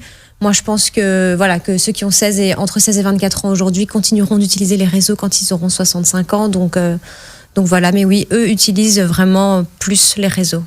Oui, c'est ça. Et parce c'est vrai qu'on parle plus des jeunes. Après, moi, j'ai quand même vu surtout pendant le Covid, j'ai vu des personnes âgées s'y mettre. Ils n'y étaient pas dedans, je mais. trouve que ça dépend un peu de la plateforme. Instagram, ce serait plus 16, 25, Snapchat aussi. Ouais. Facebook, moi, je trouve que justement, c'est plus. Oui, il y a des personnes plus âgées qui utilisent aussi. C'est plus 30, 50. Ça va, on n'est pas vieux, merci. J'ai pas dit que c'était vieux. Je le répète tous les jours. On parlait des 65. Non, j'ai pas dit vieux. J'ai dit que c'est une autre tranche d'âge. J'ai même pas dit le terme vieux en plus. Il l'a même pas sorti de ma bouche. Attention. Allez, par exemple, Facebook, pour les personnes un peu plus âgées, sans dire vieux, mais âgées, ça peut leur permettre de retrouver des personnes. Moi, je sais que ma mère, elle a retrouvé toutes ses camarades de classe de son lycée grâce à Facebook. Donc voilà, même les personnes un peu plus âgées, plus que 24 ans, ça peut leur permettre de recréer des liens, de retrouver des personnes. Ouais, c'est vrai que moi, pareil, en fait, j'ai des membres de ma famille que je vois jamais. Et en fait, on se parle sur Facebook. Ils habitent loin, mais je vois un peu des photos de leurs enfants. Ça, c'est plutôt dans mon Facebook privé. Chers auditeurs, vous n'avez pas accès à ce Facebook-là. C'est mon Facebook strictement privé et où j'ai ma petite famille. Et donc, c'est vrai que là, c'est chouette parce que du coup, on voit un petit peu comment ça va dans leur vie, qu'est-ce qu'ils font professionnellement. Et alors, on papote ça. Tiens, j'ai vu que tu avais changé de boulot, c'est sympa. les petits ont grandi, et voilà. Et donc c'est chouette aussi de, parfois à ce niveau-là, je trouve, de garder des liens, bon voilà, tant que c'est pas public, ça c'est vrai. C'est ça. Moi je trouve que justement c'est pour ça que je parlais de cette tranche d'âge-là, parce que je trouve que cette tranche d'âge-là sur Facebook met toute sa vie, quoi. Ouais, il y en a qui font ça. Ça me dérange un peu personnellement. J'ai l'impression que c'est leur journal intime, sauf que tout le monde le voit. Moi, c'est vrai que j'avoue, je mets pas de photos de mes enfants ou de ma vie. On sait jamais où ça peut arriver tourner, des trucs de loin ou de derrière pour un peu donner l'idée à certains parents. Tiens, ce serait chouette de faire une petite activité avec les enfants, ou ce serait chouette de faire ça. Regardez, je fais ça, essayez de faire pareil. Enfin voilà, des petites idées comme ça. Mais c'est vrai que des photos ça aussi, moi, c'est un truc qui me fait peur parce que, étant donné que je travaille quand même dans le domaine de l'aide à la jeunesse et tout ça, par exemple, je sais qu'au niveau judiciaire et tout ça, il y a des pédophiles qui font des recherches d'enfants via les réseaux, en fait. C'est-à-dire qu'ils repèrent des types d'enfants, et puis c'est très facile de retrouver où ils vont à l'école, où vivent les parents, etc. Et c'est comme ça qu'il y a des gosses qui se font kidnapper, quoi. Donc c'est quand même assez choquant, mais je vous assure que c'est vrai. Ce que je raconte, c'est vraiment vrai. C'est vraiment des choses qui sont arrivées. Et donc c'est super impressionnant. Donc il faut quand même faire attention à mettre l'image des mineurs. Et en plus des belles photos. Des fois ils mettent vraiment des très belles photos de leurs enfants. Et tu te dis, t'as envie de le croquer, ce petit. On comprend parce qu'ils ont envie de partager leur bonheur avec tout le monde, mais bon, faut faire attention. C'est vraiment pas où ça va aller, en fait. Ouais, c'est ça. C'est toujours le danger. Quand on était amis avec quelqu'un qu'on a retrouvé, comme on parlait, et on sait plus c'est qui cette personne. Et elle peut partager ça parce qu'il y a des gens, ils changent en des années de temps, on sait pas qui on a affaire. Faut faire attention. Ouais, c'est vrai. Ouais, on connaît pas tout leur réseau aussi, on retrouve des personnes de notre famille, mais qui sont peut-être dans un autre pays avec un autre réseau et tout, donc ça peut être dangereux. Il y a tout sur Internet et tout le monde est sur Internet, donc c'est ça. Ça, c'est vraiment les risques négatifs, je trouve, des réseaux. C'est la peur que l'image soit utilisée et ça, j'avais vu aussi une fois, j'avais eu un pervers comme ça, j'avoue, franchement, celui-là, il m'avait quand même foutu la trouille, il a bien bloqué. En fait, il s'est amusé à collectionner toutes les photos qu'il avait trouvées d'Internet de moi et les avait mis dans son profil Facebook. Et en fait, il arrêtait pas de me coller, genre il était amoureux de moi et tout, mais ça me foutait trop la trouille. Il avait mis des photos de moi partout.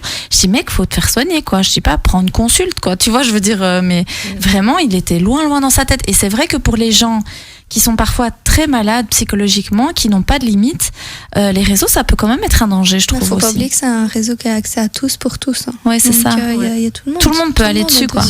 C'est pour ça que, voilà, il y a des points positifs qui sont peut-être, travailler sur la proximité entre nous, se rencontrer un peu plus via les réseaux, etc. Mais les points négatifs, c'est quand même qu'on sait jamais qui est derrière l'écran, et il y a quand même parfois des dangers. Il y a des gens qui instrumentalisent les réseaux pour des réseaux pédophiles, pour alimenter même des braquages, enfin voilà, prévoir des trucs. Ah ben t'as vu, la maison elle est là-bas, elle est comme ça, elle fait des photos dans son jardin, il y a moyen de passer par derrière. Enfin, je pense à des trucs comme ça par exemple, hein, mais je veux dire, c'est quand même il peut y avoir des dangers aussi à l'utilisation massive des réseaux, et du coup il faut quand même faire attention à pas mettre n'importe quoi non plus comme photo. Je pense c'est pour ça qu'il y a eu de plus en plus de politiques mises en place pour axé sur le côté privé, sur la privatisation des données. C'est juste qu'il faut le savoir. Facebook, Instagram, Snapchat, toutes les plateformes, là je cite les plus connues, mais il y en a plein d'autres, il y a toujours l'aspect privé. Il y a toujours des petites... ah oui, c'est des petits onglets qu'on peut cliquer et spécialiser et spécifier pour tel type, on met privé, tel autre type public. Enfin voilà, c'est hyper important de le savoir et de l'utiliser si on a peur, ou juste si on n'a pas peur, mais pour éviter tout tracas, quoi. C'est important. Ouais, clairement.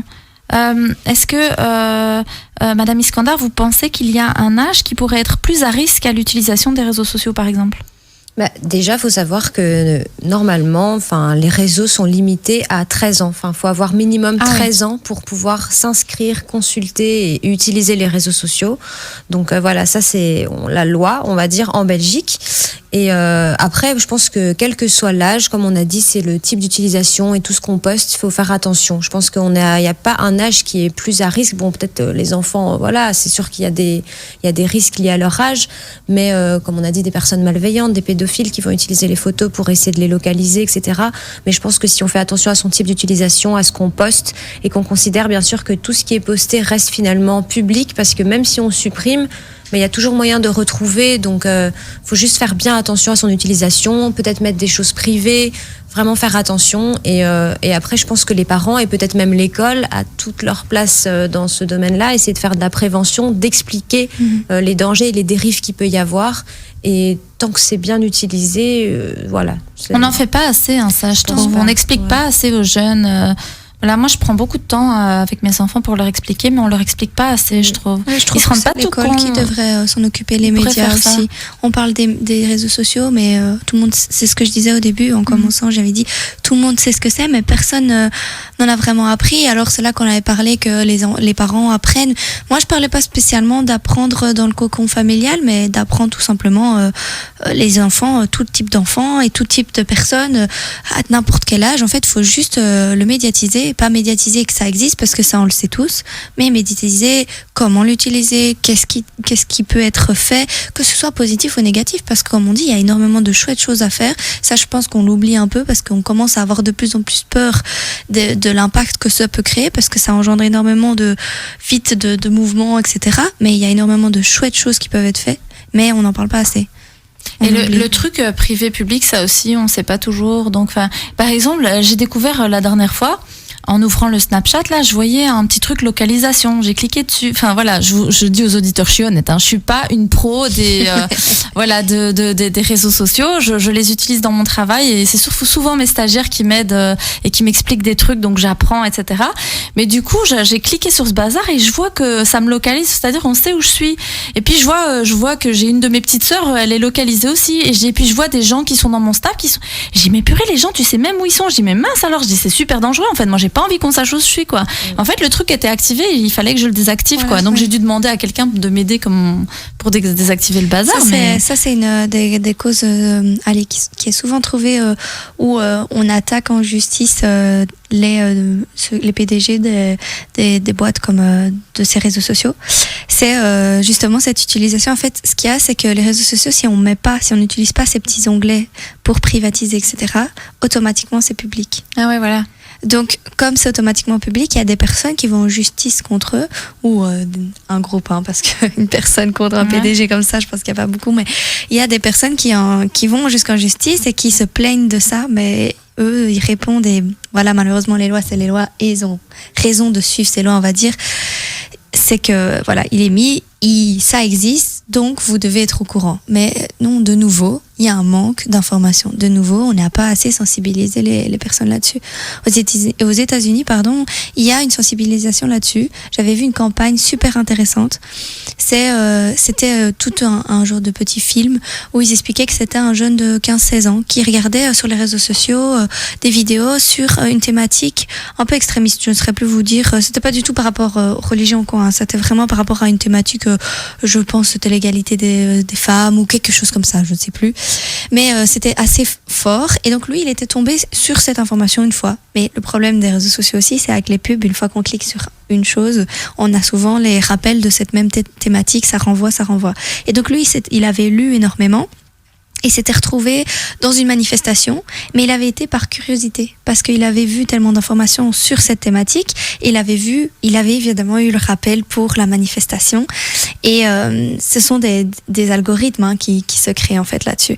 Et lui, il a juste eu la notification comme quoi il y avait une manifestation, il avait été par curiosité, vraiment, il voulait pas militer, il n'était pas habillé, il n'était pas là occupé de manifester, il regardait de l'extérieur. Malheureusement, les flics sont arrivés à ce moment-là, et les policiers l'ont arrêté lui.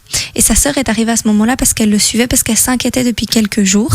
Et en fait, dans la foule, ce sont plusieurs personnes, dont lui et sa sœur, qui ont été arrêtés par les policiers, alors que voilà, ils y pouvaient rien. Parce qu'ils étaient localisés ? Parce que les policiers étaient au courant de cette manifestation, donc eux sont arrivés parce que c'était un sujet assez extrême, comme je dis, et c'était une manifestation évidemment toujours dans l'extrémité, un peu violente, voilà, un peu violente. Mais c'était un film, c'était pas la réalité, mais c'était pour sensibiliser qu'en fait, eux se sont retrouvés là-dedans alors qu'ils n'avaient en vrai rien à faire là-dedans.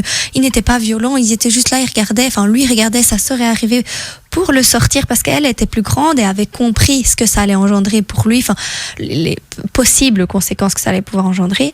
Et justement, en fait, c'est ce qui s'est passé. Et cette campagne m'a super touchée. J'ai trouvé ça très très intéressant parce qu'en fait, on en manque de campagnes comme ça ici. Je n'ai jamais vu en Belgique ou en Europe des campagnes du style, ou en tout cas que très peu publicité. Et j'ai trouvé ça super intéressant parce que ça m'a marqué. Je me suis dit, c'est vrai que si on montrait à plus de jeunes ça, peut-être qu'ils se rendraient compte qu'il faut faire un peu attention à ce qu'on regarde. Ouais, c'est ça. C'est vrai que ça fait quand même peur, hein, parfois, les réseaux. Est-ce que y a une différence entre les hommes et les femmes en termes d'impact sur la santé mentale de l'utilisation des réseaux? Oui, déjà, on va dire que les hommes, ils utilisent les réseaux, hein, mais peut-être moins tout ce qui est les réseaux d'images, où ils en sont un petit peu moins accros, alors que les femmes, elles, c'est vrai que tout ce qui est Instagram, tout ça, ça a un fort impact sur elles. Et comme on l'a dit, elles vont beaucoup se comparer leur propre vie avec la vie qu'elles croient voir sur les réseaux des autres femmes. Et du coup, ça impacte vachement leur estime d'elles-mêmes, elles idéalisent, comme vous avez dit, finalement, la vie de personnes qui n'est pas la réalité. Et donc, il y a une différence entre les hommes et les femmes. Les hommes sont par exemple peut-être plus accros à tout ce qui est jeux en ligne et des réseaux de divertissement, alors que les femmes, elles, c'est plus tout ce qui est par rapport à l'image de soi, l'image du corps. C'est un problème de confiance en soi, ça aussi, non ? Sûrement, oui. D'une certaine manière, c'est-à-dire que avoir besoin tout le temps de rechercher la perfection, de se comparer. C'est vrai que moi, j'ai eu quelques patientes comme ça qui me disaient « Ouais, regarde, la fille, une telle, elle a une belle vie, elle est comme ceci. » On en a même discuté en équipe. En préparant l'émission, justement, on a eu tout un débat avec les marques et tout ça. On parlait aussi de « Mais voilà, oh, une telle, elle est belle. Oh non, celle-là, elle est moins belle. » On s'est retrouvés à chopiner sur Instagram avec l'équipe, les filles. Il y a plein de psy-filles, hein, donc dans l'association, il y a aussi des garçons, mais ils étaient pas là, ou ils étaient moins concernés par la discussion. Mais voilà. Du coup, c'est vrai qu'en préparant l'émission, on s'est posé la question, mais finalement, cette fille-là, elle est comme ça. Et c'est vrai que moi, je me disais, mais purée, si tu regardes ça à longueur de temps, mais toi, tu dois te sentir vraiment moche, en fait, tu vois. Ouais. Et même ta vie, parce qu'il y en a, ils postent leur voyage, machin. Oui, voilà.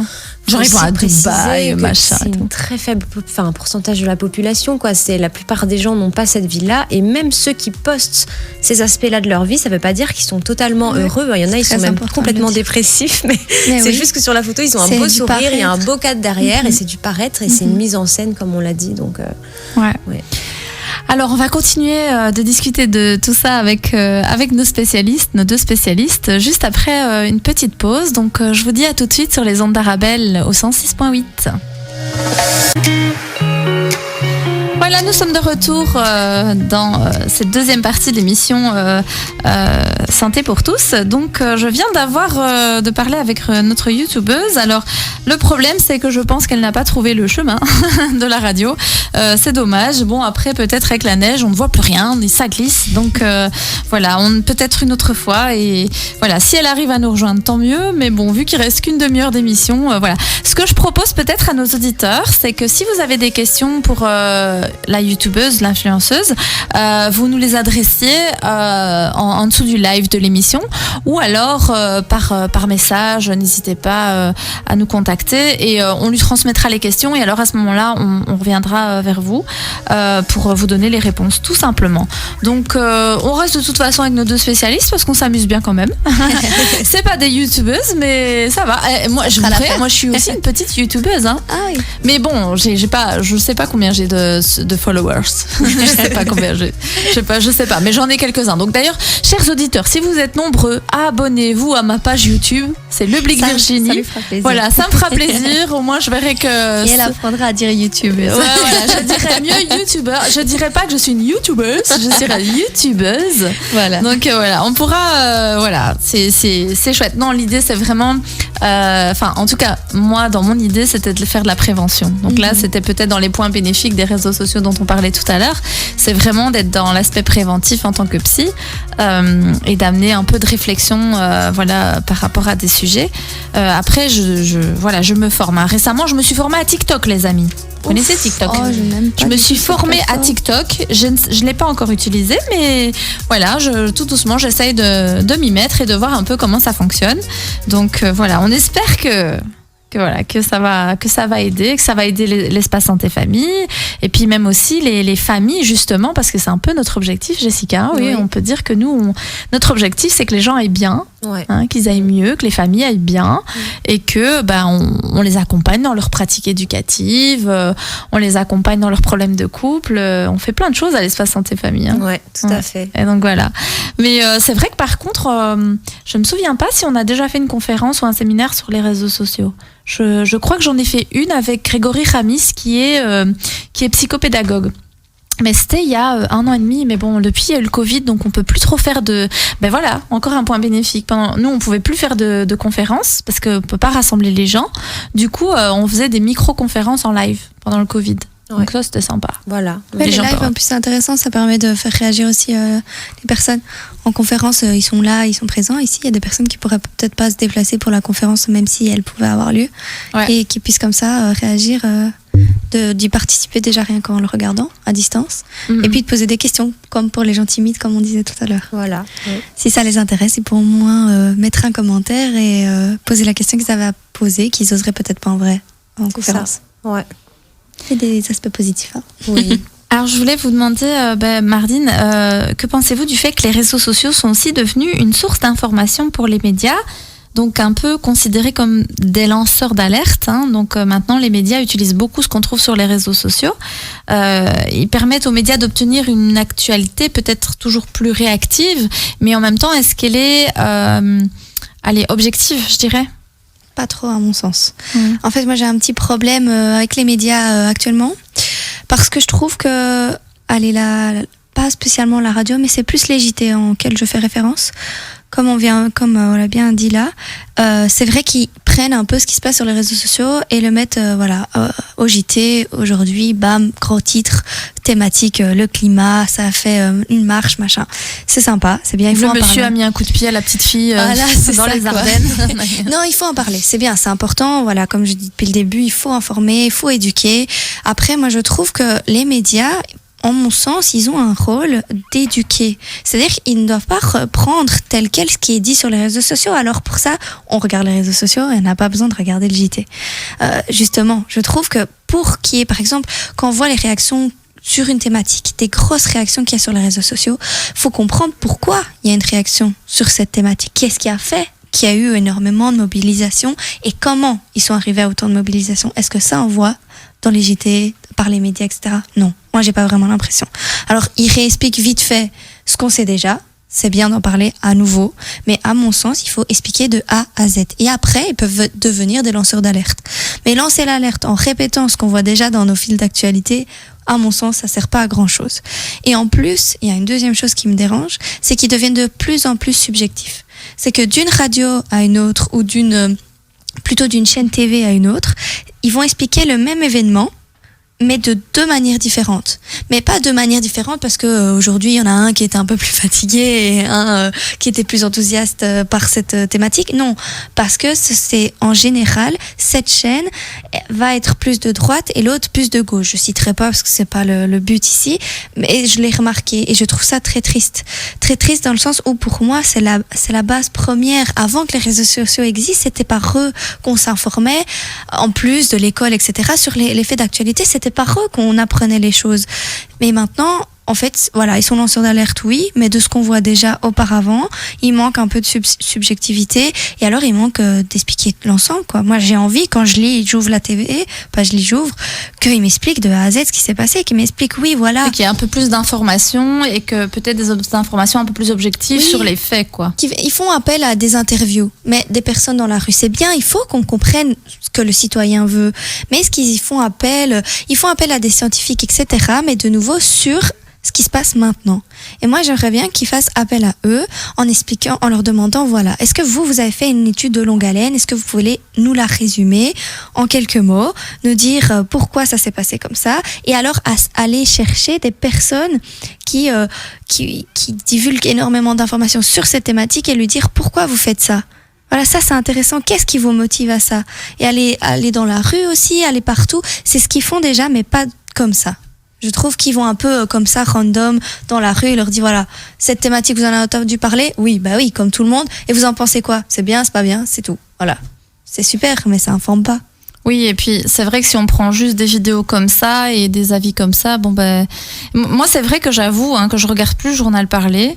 Une fois de temps en temps pour savoir un petit peu où en est le Covid, j'avoue. Mais sincèrement, je regarde plus beaucoup parce que je trouve que c'est très déprimant.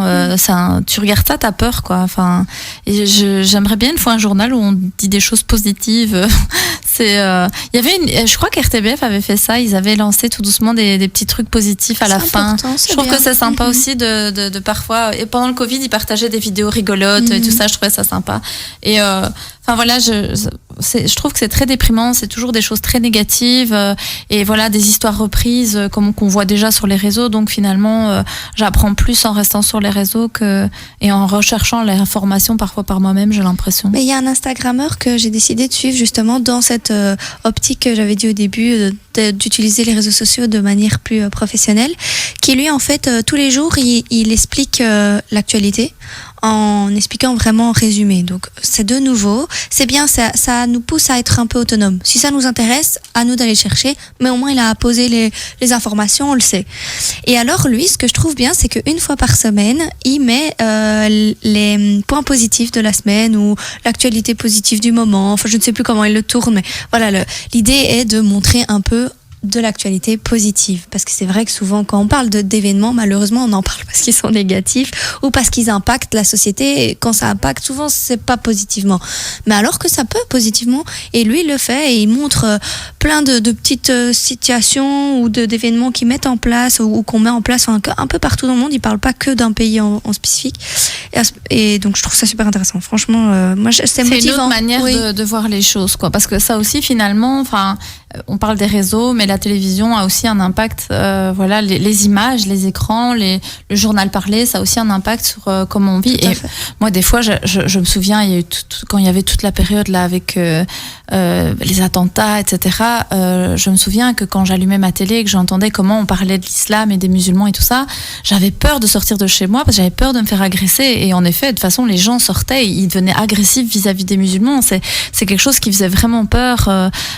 Et donc je me dis qu'ils ont quand même ce pouvoir de changer ce que pense la population et même de pouvoir peut-être pousser à des passages à l'acte en fait. Et donc ça c'est quand même un pouvoir qui est quand même dangereux, je trouve. Voilà, en fonction d'une opinion qu'on va donner dans un média, eh bien, ça peut impacter sur le comportement d'une personne. Et c'est pour ça que je disais aussi, les personnes qui sont dérangées mentalement, moi je pense aux personnes qui ont des maladies psychiques quand même assez graves et qui finissent par tuer des gens, etc. Mais quand on voit, ah oui, mais j'ai lu sur les réseaux le grand remplacement, j'ai lu ceci, j'ai lu cela, et au final, ça part vraiment en cacahuète. Donc, il y a quand même ce danger là aussi, je trouve. Voilà. Ouais, tout à fait. Et comme vous disiez, il y a beaucoup d'informations surtout négatives et c'est dommage qu'il n'y ait pas plus de positifs. Et d'ailleurs, il y a beaucoup de psychologues qui conseillent surtout là par exemple en période de Covid ou en période d'attentat ou en période particulièrement négative, stressante pour tout le monde, de pas regarder constamment la télé, le JT, parce qu'il y a même des chaînes d'information continues qui répètent à longueur de journée l'information. Ça stresse, c'est angoissant, et c'est dommage qu'il n'y ait pas plus aussi, qui relatent pas assez l'information positive, parce qu'il y a des choses positives. Et là, les réseaux, ils peuvent aussi avoir leur place finalement, comme par exemple TikTok qui tourne des vidéos plutôt rigolotes sur des faits un peu quotidiens, etc. Ça peut sortir un peu les gens d'humeur négative, on va dire. Mais TikTok, ça a commencé sur des trucs rigolos, mais j'ai l'impression que maintenant ça devient un peu aussi d'autres types de vidéos, enfin des rappels et tout. Enfin, en tout cas, moi, comme je suis un peu dans la communauté religieuse, je vois aussi des trucs sur l'islam et tout. Et je vois aussi des gens qui font eux-mêmes de leurs propres vidéos avec des trucs qu'ils ont envie de montrer, des chansons. Ils se mettent ils sont au volant et puis ils se filment en train de faire un truc au volant avec la musique derrière, etc. Donc c'est pas forcément rigolo, c'est un truc que j'ai juste envie de partager. Et je trouve que, et en plus on les appelle là les TikTokers, c'est ça, enfin les TikTokers, les gens les Instagrammeurs, les YouTubeurs, TikTokers. Je ne savais pas qu'ils avaient un nom, les TikTokers. TikTokers, moi ça me fait trop rire. Il n'y a pas de Facebookers ou je sais pas quoi. Facebookers, non, TikTokers par contre, ouais. YouTubeurs, Instagrammeurs on dirait. Instagrammeurs, ouais. D'accord. Et Snapchatters. Non, jamais snapper. entendu non plus. C'est un peu sniper. C'est un peu ça. Je t'ai snappé. Donc, bon, on rigole un peu, mais on se lâche, hein, parce que nous, on n'a pas notre youtubeuse et tout. Donc là, franchement, chers auditeurs, on essaie de tout faire pour que vous passiez quand même un bon moment avec nous. Donc voilà, on est dans le côté un peu plus relaxant de la santé mentale. Mais moi, j'ai quand même envie de dire que allez quoi, on aurait besoin de quand même se retrouver dans la vraie vie quoi. Oui. Moi ça me manque, enfin vous savez, moi quand j'étais jeune, on n'avait pas internet, on n'avait pas de téléphone, on se donnait rendez-vous au banc quoi.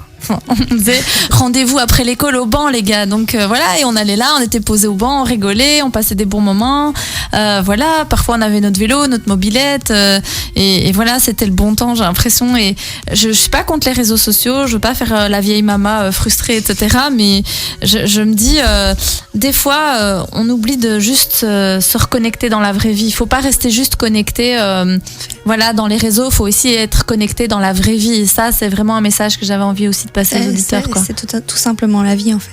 Il faut la vivre. La vraie vie. C'est pas l'écran qui va le vivre pour nous. Ouais, c'est nous qui la vivons de toute façon. Mais pour l'instant, on est derrière nos écrans avec le Covid. Hein. Pour l'instant, la vraie vie, c'est le Covid et les réseaux. Donc, oui, ça devient long. Trouver une solution. Ouais, ça devient long, c'est vrai. Bon, chers auditeurs, on a une toute dernière partie d'émission à mener dans quelques instants. Je vous dis dans quelques minutes, on fait une petite pause. Comme ça, on peut se rincer un peu la gorge avec mes invités. Et je vous dis à tout de suite sur Arabelle FM. Voilà, chers auditeurs, toute dernière partie de notre émission Santé pour tous. Heureusement, nous avons réussi à joindre Madame Dilara. Elle va normalement être appelée en direct, et donc on va pouvoir lui poser nos questions via par téléphone. Hein, donc voilà, hein, on fait comme on peut. Hein, voilà, on a la technologie, donc on va faire ça. Donc comme ça, elle pourra nous répondre directement. Via le téléphone. Donc j'attends qu'elle se connecte. Je ne sais pas si notre régisseur l'a déjà appelée. Mais bon, en attendant, je vais quand même poser déjà une petite question à Mardine Leblic. Tiens, finalement, est-ce que les réseaux sociaux permettent d'humaniser en quelque sorte les politiciens ? On en a parlé un petit peu tout à l'heure, mais est-ce que ça fait des monsieur et madame tout le monde ? Est-ce que ça permet une meilleure identification de la population générale aux politiciens ? Oui, moi je trouve que oui. C'est d'ailleurs une question super intéressante. Parce que nous, en master, on a eu un cours de digital politique, si ça s'appelle ça, où on nous a justement formés au digital, aux réseaux sociaux, etc. Et on nous a un peu obligés, entre guillemets, à créer un compte Twitter. Alors, je trouve que Twitter n'est pas fort utilisé en Belgique, mais dans d'autres pays, et surtout en politique, c'est fortement utilisé. Quand je dis pas beaucoup utilisé, ils l'utilisent, mais comparé aux autres, franchement, c'est encore en latence, on va dire. Mais c'est très intéressant, en fait, parce que quand j'ai créé mon compte Twitter, j'ai été m'abonner à des hommes et femmes politiques. Et j'ai vu qu'ils étaient dans l'instantané. Donc en fait, quand ils allaient négocier, ils tweetaient. Après la négociation, ils tweetaient. Sur un événement de l'actualité, direct après l'événement, ils tweetaient. Et c'est ce qu'on voit aux États-Unis avec Trump, avec Biden, etc., qui tweetent tout le temps. Pour nous, ça paraît un peu étrange. Mais en fait, c'est super intéressant de développer cet aspect-là, parce que ça les humanise, oui, ça les humanise, ou en tout cas sociabilise. Parce que cette instantanéité permet d'avoir un accès assez proche avec les personnes. Ça leur permet de se rendre compte que eux aussi, s'ils tweetent, s'ils parlent comme ça du tac au tac, ils sont un peu comme nous. Nous aussi, on peut tweeter. Et donc, on a l'impression qu'on a un peu une discussion avec eux. Et ça, c'est super intéressant. Puis, il y a aussi Instagram... comme avec Raphaël, comme j'ai expliqué tantôt, le député européen qui utilise beaucoup et qui a permis du coup par des stories, par des publications, de montrer que lui aussi, il utilise Instagram. Donc si je vais sur Insta et que je parle à Raphaël, je lui dis coucou Raphaël, j'aime ce que tu fais. Il va me répondre coucou Virginie, moi aussi. Non, il répond pas comme ça. Je pense que c'est parce qu'il y a énormément de personnes qui le suivent, c'est pas parce qu'il ne le veut pas. Mais j'ai vu que sur les commentaires, quand il y a des personnes qui publient, etc., il les félicite. Enfin, voilà, il est quand même présent. Après, voilà, c'est une personnalité publique, donc malgré tout, il n'a pas le temps de répondre à tout le monde, parce qu'on parle pas de 10 personnes qui lui parlent. Il y a 100 personnes qui lui répondent au quotidien, dans l'heure. Parfois, il peut avoir 100 messages, c'est très difficile à répondre. Mais il est là, il est présent. Et même un autre exemple, c'est Macron. Macron, quand il a eu le Covid, il se filmait, il faisait des stories, il expliquait, il disait bonjour, voilà, aujourd'hui je suis dans tel état, mes symptômes sont... On y rigole, mais c'est vrai, c'est drôle. Qui aurait cru il y a des années qu'un président, le président de la France, se filmerait pour expliquer qu'il est malade? Ouais, il y a que le président français pour faire des trucs comme ça. Mais Jessica, ton président là. En précis, Jessica est française. On va la charrier maintenant. C'est super intéressant, franchement, pour la politique, je trouve que c'est une dynamique qui est c'est vrai que ça les rend plus humains, entre guillemets. Ça les rend plus proches. Ouais, voilà. On se dit, le pauvre, il est malade, moi aussi je suis malade. Mais là, du coup, ça fait plus réel, quoi. Voilà. Ça fait moins Insta. Voilà, s'il est malade et qu'il a de la température et qu'il a tout ébouriffé, du coup, c'est vrai que ça fait plus. Ça humanise un peu. Et puis, il est là, il montre qu'il est comme nous. Lui aussi, il a le Covid. Voilà, lui aussi, il a ses symptômes. Ah non, moi, je l'ai pas eu le Covid. Moi non plus, apparemment. Oups. Non, mais je m'en sors bien. Non, voilà. Nous, on l'a pas encore eu à Espace Santé Famille. On est bien, franchement, alhamdoulilah. C'est qu'on se nettoie bien les mains et qu'on désinfecte bien. Exactement. Donc, pour l'instant, peut-être qu'on l'a eu, mais qu'on le sait pas. Mais en tout cas, personne ne l'a pour l'instant chez nous. Alors, on est avec mademoiselle Dilarin, d'accord. Donc, j'essaie de bien prononcer son nom, Lia. Elle est en ligne avec nous, donc on va profiter de cette fin de partie pour pouvoir lui poser quand même quelques questions. Lia, vous m'entendez ? Je vous entends très bien. Ah, super. Merci quand même d'avoir répondu au téléphone. Donc, j'aimerais bien savoir, Béthia, qu'est-ce que vous faites sur les réseaux ? Qu'est-ce que vous faites ? Vous avez 79 000 abonnés sur YouTube. Qu'est-ce que vous faites sur YouTube ?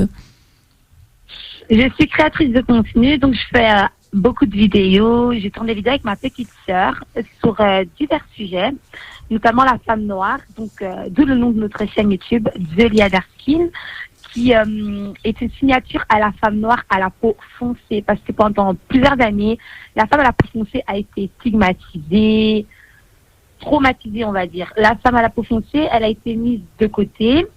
Je vais vous expliquer comment ça s'est fait. En fait, la femme à la peau claire a été plus mise en avant. Donc, la femme à la peau claire, très claire, voire blanche, les femmes métisses. Et les femmes noires, elles étaient beaucoup plus mises de côté parce qu'en fait, comment je peux vous expliquer ça en disant, est-ce que vous avez des connaissances par rapport au sujet du colorisme ? Pas beaucoup, mais je sais qu'il y a pas mal de... Donc c'est une forme de militantisme en fait. Vous dites voilà, oui, voilà en fait, nous on veut militer pour justement montrer que la femme noire et foncée de peau est une belle femme et qu'elle peut qu'elle peut faire plein de belles choses aussi, c'est ça ? Exactement, c'est vraiment ça. Et c'est pour ça qu'on s'appelle The Lia Dark Skin, parce qu'en fait, déjà à Bruxelles, il n'y a pas beaucoup d'influenceuses à la peau noire, voire sombre. Quand même, c'est une petite signature à la femme noire, c'est une sorte de dédicace en fait.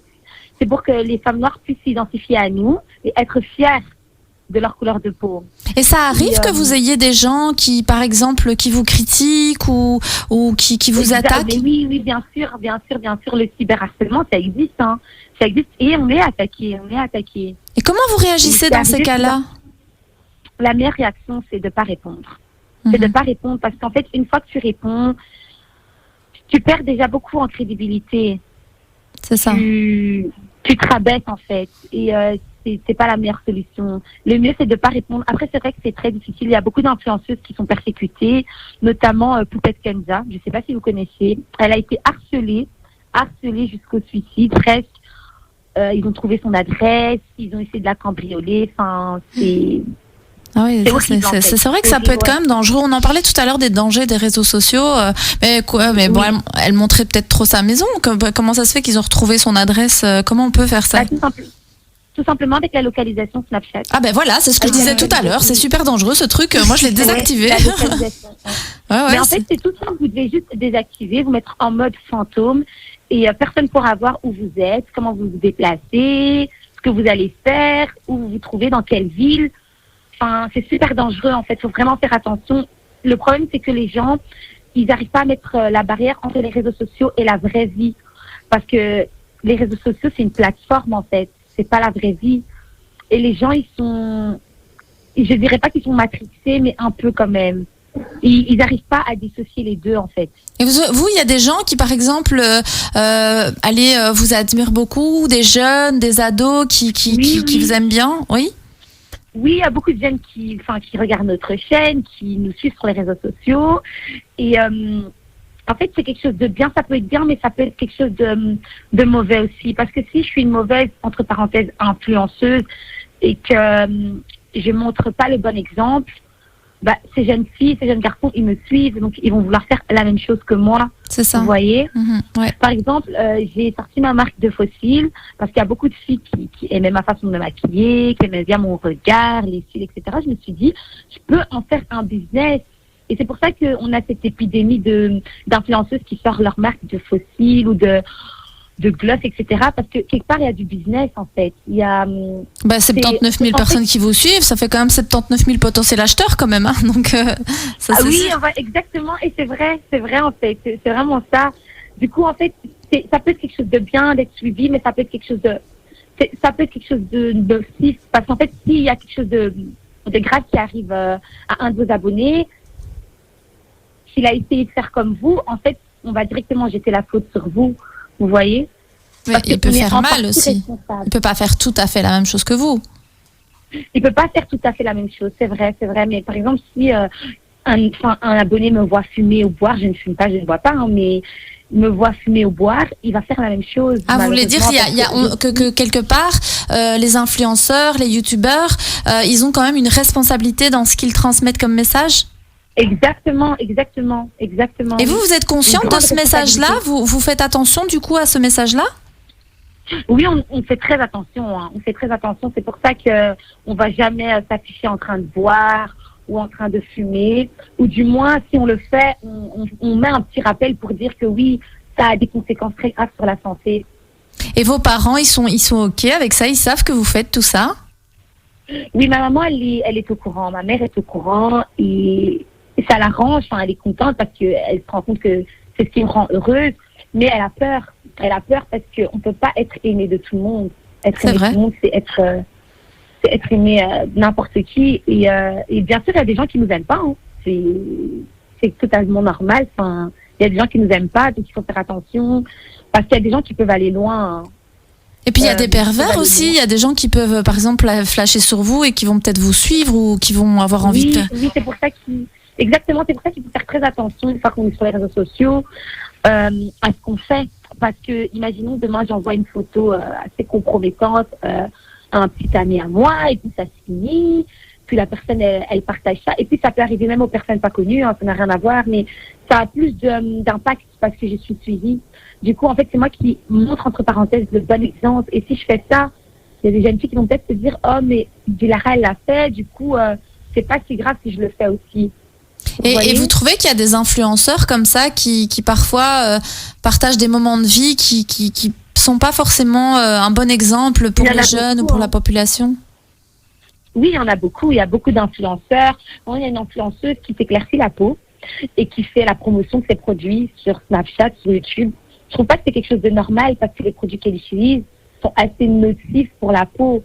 Pour le derme, c'est vraiment pas bon. Il y a des femmes qui en meurent. Il y a une femme qui a accouché. Elle avait la peau tellement fine à cause des produits éclaircissants qu'on n'a pas pu la recoudre. Elle est décédée. Donc en fait, il y a des influenceurs qui le font. C'est très grave, c'est condamnable par la loi. Ouais.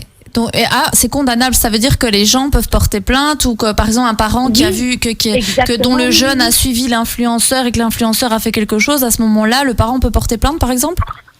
Oui, bien sûr, on peut porter plainte. Et vous êtes consciente de tout ça, alors que dans votre pratique et tout, vous êtes consciente de tout ça? Oui, on est consciente, on est très consciente. Est-ce que ça arrive que des marques contactent des influenceurs pour qu'ils en fassent la publicité, ou des restaurants qui vous disent « Ah tiens, ben voilà, vous avez beaucoup de contacts, est-ce que vous pourriez venir manger chez nous, montrer que voilà, vous êtes de telle marque ?» Est-ce que ça arrive, ça? Ça arrive beaucoup. Mais à partir du moment, en fait, le problème, c'est que, par exemple, si vous avez une marque, je ne sais de quel cosmétique, par exemple de crème, et que j'utilise la crème, je vois qu'elle me fait des plaques. Je vais jamais faire la publicité. Mais le problème, c'est qu'il y a des influenceurs qui regardent l'argent derrière. Ça veut dire que si il y a une grosse somme à gagner, parfois ils testent même pas le produit. Il y a plein d'influenceurs qui font semblant de tester les produits. Il y a plein d'influenceurs qui ne testent même pas du tout les produits et qui en font la promotion, et je trouve ça très grave, c'est scandaleux. Parce qu'en fait, il y a beaucoup de gens qui vont acheter ces produits-là. Il y a beaucoup de gens qui vont les tester. Et en fait, quand ils vont aller porter plainte, ils vont aussi porter plainte contre vous. Parce qu'en fait, c'est vous qui avez fait la promotion, c'est la visibilité, elle vient de vous, c'est vous qui avez fait en sorte que ce produit soit un peu connu partout. Donc c'est très très très grave. Donc vous êtes quand même pour une utilisation saine des réseaux et peut-être un peu consciente aussi des réseaux, c'est ça? Totalement, oui, c'est ça. Parce que votre petite sœur, elle a quel âge, elle? Ma petite sœur, elle a 17 ans, elle va avoir 18 ans le mois prochain. Ah, elle est presque majeure, c'est ça. Et donc, oui, presque majeure. Ouais. Du coup, elle est quand même mineure. Mais donc, ça peut arriver que Ça fait longtemps, vous, que vous êtes sur les réseaux? Enfin, que vous êtes comme ça, vous faites du YouTube? Ça fait plus longtemps que ma petite sœur. Ça va faire presque 3 ans. D'accord, c'est ça. Et donc, vous étiez encore adolescente quand vous avez commencé, quoi. Vous étiez une jeune fille. Oui. C'est ça. Oui. Et donc, du coup, comme disait un peu Mardine tout à l'heure, nos jeunes, ils grandissent là-dedans. Donc, c'est plus trop un problème. Vous savez bien gérer ça. Il faut s'y connaître quand même dans ces trucs-là. Ouais. Oui, il faut s'y connaître, il faut faire attention, il faut savoir gérer. Il faut se renseigner. Il faut faire attention. Hein. Parce que quelque part, une fois que tu es sur les réseaux sociaux et que ça fonctionne pour toi, il y a beaucoup de choses que tu peux pas montrer. Il y a beaucoup de... Tu dois être suivi. Ça veut dire que tes problèmes, tu vas pas en parler. Si tu es triste, tu vas pas en parler. Tu vas essayer de garder le sourire. Parfois, tu es dans la rue, t'as pas forcément envie de parler avec tes abonnés, mais ils viennent vers toi et tu dois faire abstraction. En fait, c'est très difficile. On se dit juste que c'est des jeunes qui postent du contenu, mais en fait, non, c'est un tout. C'est très, très difficile. Et du coup, quelle place occupent les réseaux sociaux dans votre vie? Est-ce que vous faites que ça ou est-ce qu'à côté de ça, il y a d'autres choses que vous faites? Je suis étudiante, donc je vais à l'école. Je travaille aussi parfois à côté. Mais c'est vrai que les réseaux sociaux, si je peux en vivre, je le ferai. Vous aimez bien ça? Oui, j'aime beaucoup. Qu'est-ce que vous aimez bien? Qu'est-ce que vous aimez bien là-dedans? J'aime tout en fait, le fait que on puisse gagner de l'argent. Déjà, c'est ma passion, donc j'aime beaucoup monter les vidéos, faire du contenu, faire des photos. J'aime tout le fait de parler avec le public, d'impacter les gens. Il y a un tout en fait, de pouvoir donner confiance aux gens, de montrer que oui, une jeune fille comme moi peut influencer en fait et aider les autres. Je trouve que c'est bien parce que l'influenceuse, c'est une personne qui aide aussi à côté. Hein. Vous vous sentez utile en fait, c'est ça? Vous vous sentez utile? Oui, voilà, je me sens utile. Oui, c'est ça, c'est vraiment ça. Je me sens utile. Ok, je vous remercie vraiment pour ce témoignage. Notre émission arrive à sa fin et donc je trouve ça super. Est-ce que vous auriez un petit conseil pour nos auditeurs qui nous écoutent par rapport à l'utilisation des réseaux sociaux? C'est avec modération. Il faut faire très attention parce que tout ce que vous voyez n'est pas vrai, n'est pas souvent vrai. On sait manier les réseaux sociaux en fait. Ok, on super. sait faire en sorte que tout se passe en notre faveur. Je ne sais pas comment vous expliquer ça, mais il faut faire attention parce que tout ce que vous voyez n'est pas souvent vrai. Les influenceurs, on ment beaucoup sur beaucoup de choses, donc il faut faire très attention. Je vous remercie beaucoup en tout cas de nous avoir répondu à nos questions. J'espère qu'on pourra vous avoir peut-être une autre fois dans les studios d'Arabelle. Oui, voilà. Oui, ça m'intéresserait vraiment beaucoup. Vous viendrez à l'espace Santé Famille nous faire un petit coucou. Oui. Envoyez-moi votre chaîne sur Instagram pour que je puisse en faire la promotion. C'est gentil. Etc. Parce que je trouve ça très intéressant comme concept et c'est très bien. Merci beaucoup en tout cas, merci beaucoup. De toute façon, vous aurez le podcast de toute l'émission avec votre interview demain. Et vous pourrez peut-être la mettre sur vos réseaux aussi. Ça va? Oui, il n'y a pas de souci. Voilà. Merci. Au plaisir de vous revoir, Lied. À bientôt. De même. Au revoir, à bientôt. Jessica, je reviens vers vous. Du coup, un petit conseil pour nos auditeurs, un dernier mot pour eux par rapport à tout ça? Eh bien, je rejoindrai la position de la youtubeuse. Utilisez les réseaux avec modération. N'oubliez pas ce qu'on a dit, que c'est pas la réalité. Faites attention, mais que c'est aussi un outil formidable. Donc, à vous de l'utiliser correctement. Mardine? De même. À utiliser avec modération, mais ne pas oublier qu'on peut l'utiliser avec intelligence aussi. Moi, je le rappelle, pour la politique, ça m'a servi, ça me sert tous les jours. Je suis d'ailleurs occupée de créer un projet pour créer une page pour informer et éduquer les personnes qui ne s'intéressent pas spécialement à la politique de base. restez toujours vigilants parce que les informations que l'on vous donne ne sont pas toujours vraies ou fondées, mais utilisez-le parce que c'est une chouette plateforme, ça a été créé pour de bonnes raisons. Mais voilà, la vie elle continue à côté des plateformes. Et donc du coup, pour ou contre, un peu des deux, je dirais, hein, on peut conclure ça pour aujourd'hui. Voilà, chers auditeurs, je vous remercie d'avoir écouté notre émission. Vous aurez le podcast de l'émission demain sur la chaîne Espace Santé Famille. C'est Le Blic Virginie qui vous a présenté cette émission. Je vous dis de toute façon à la semaine prochaine sur Arabelle FM au 106.8 de 14 à 16h. À très bientôt.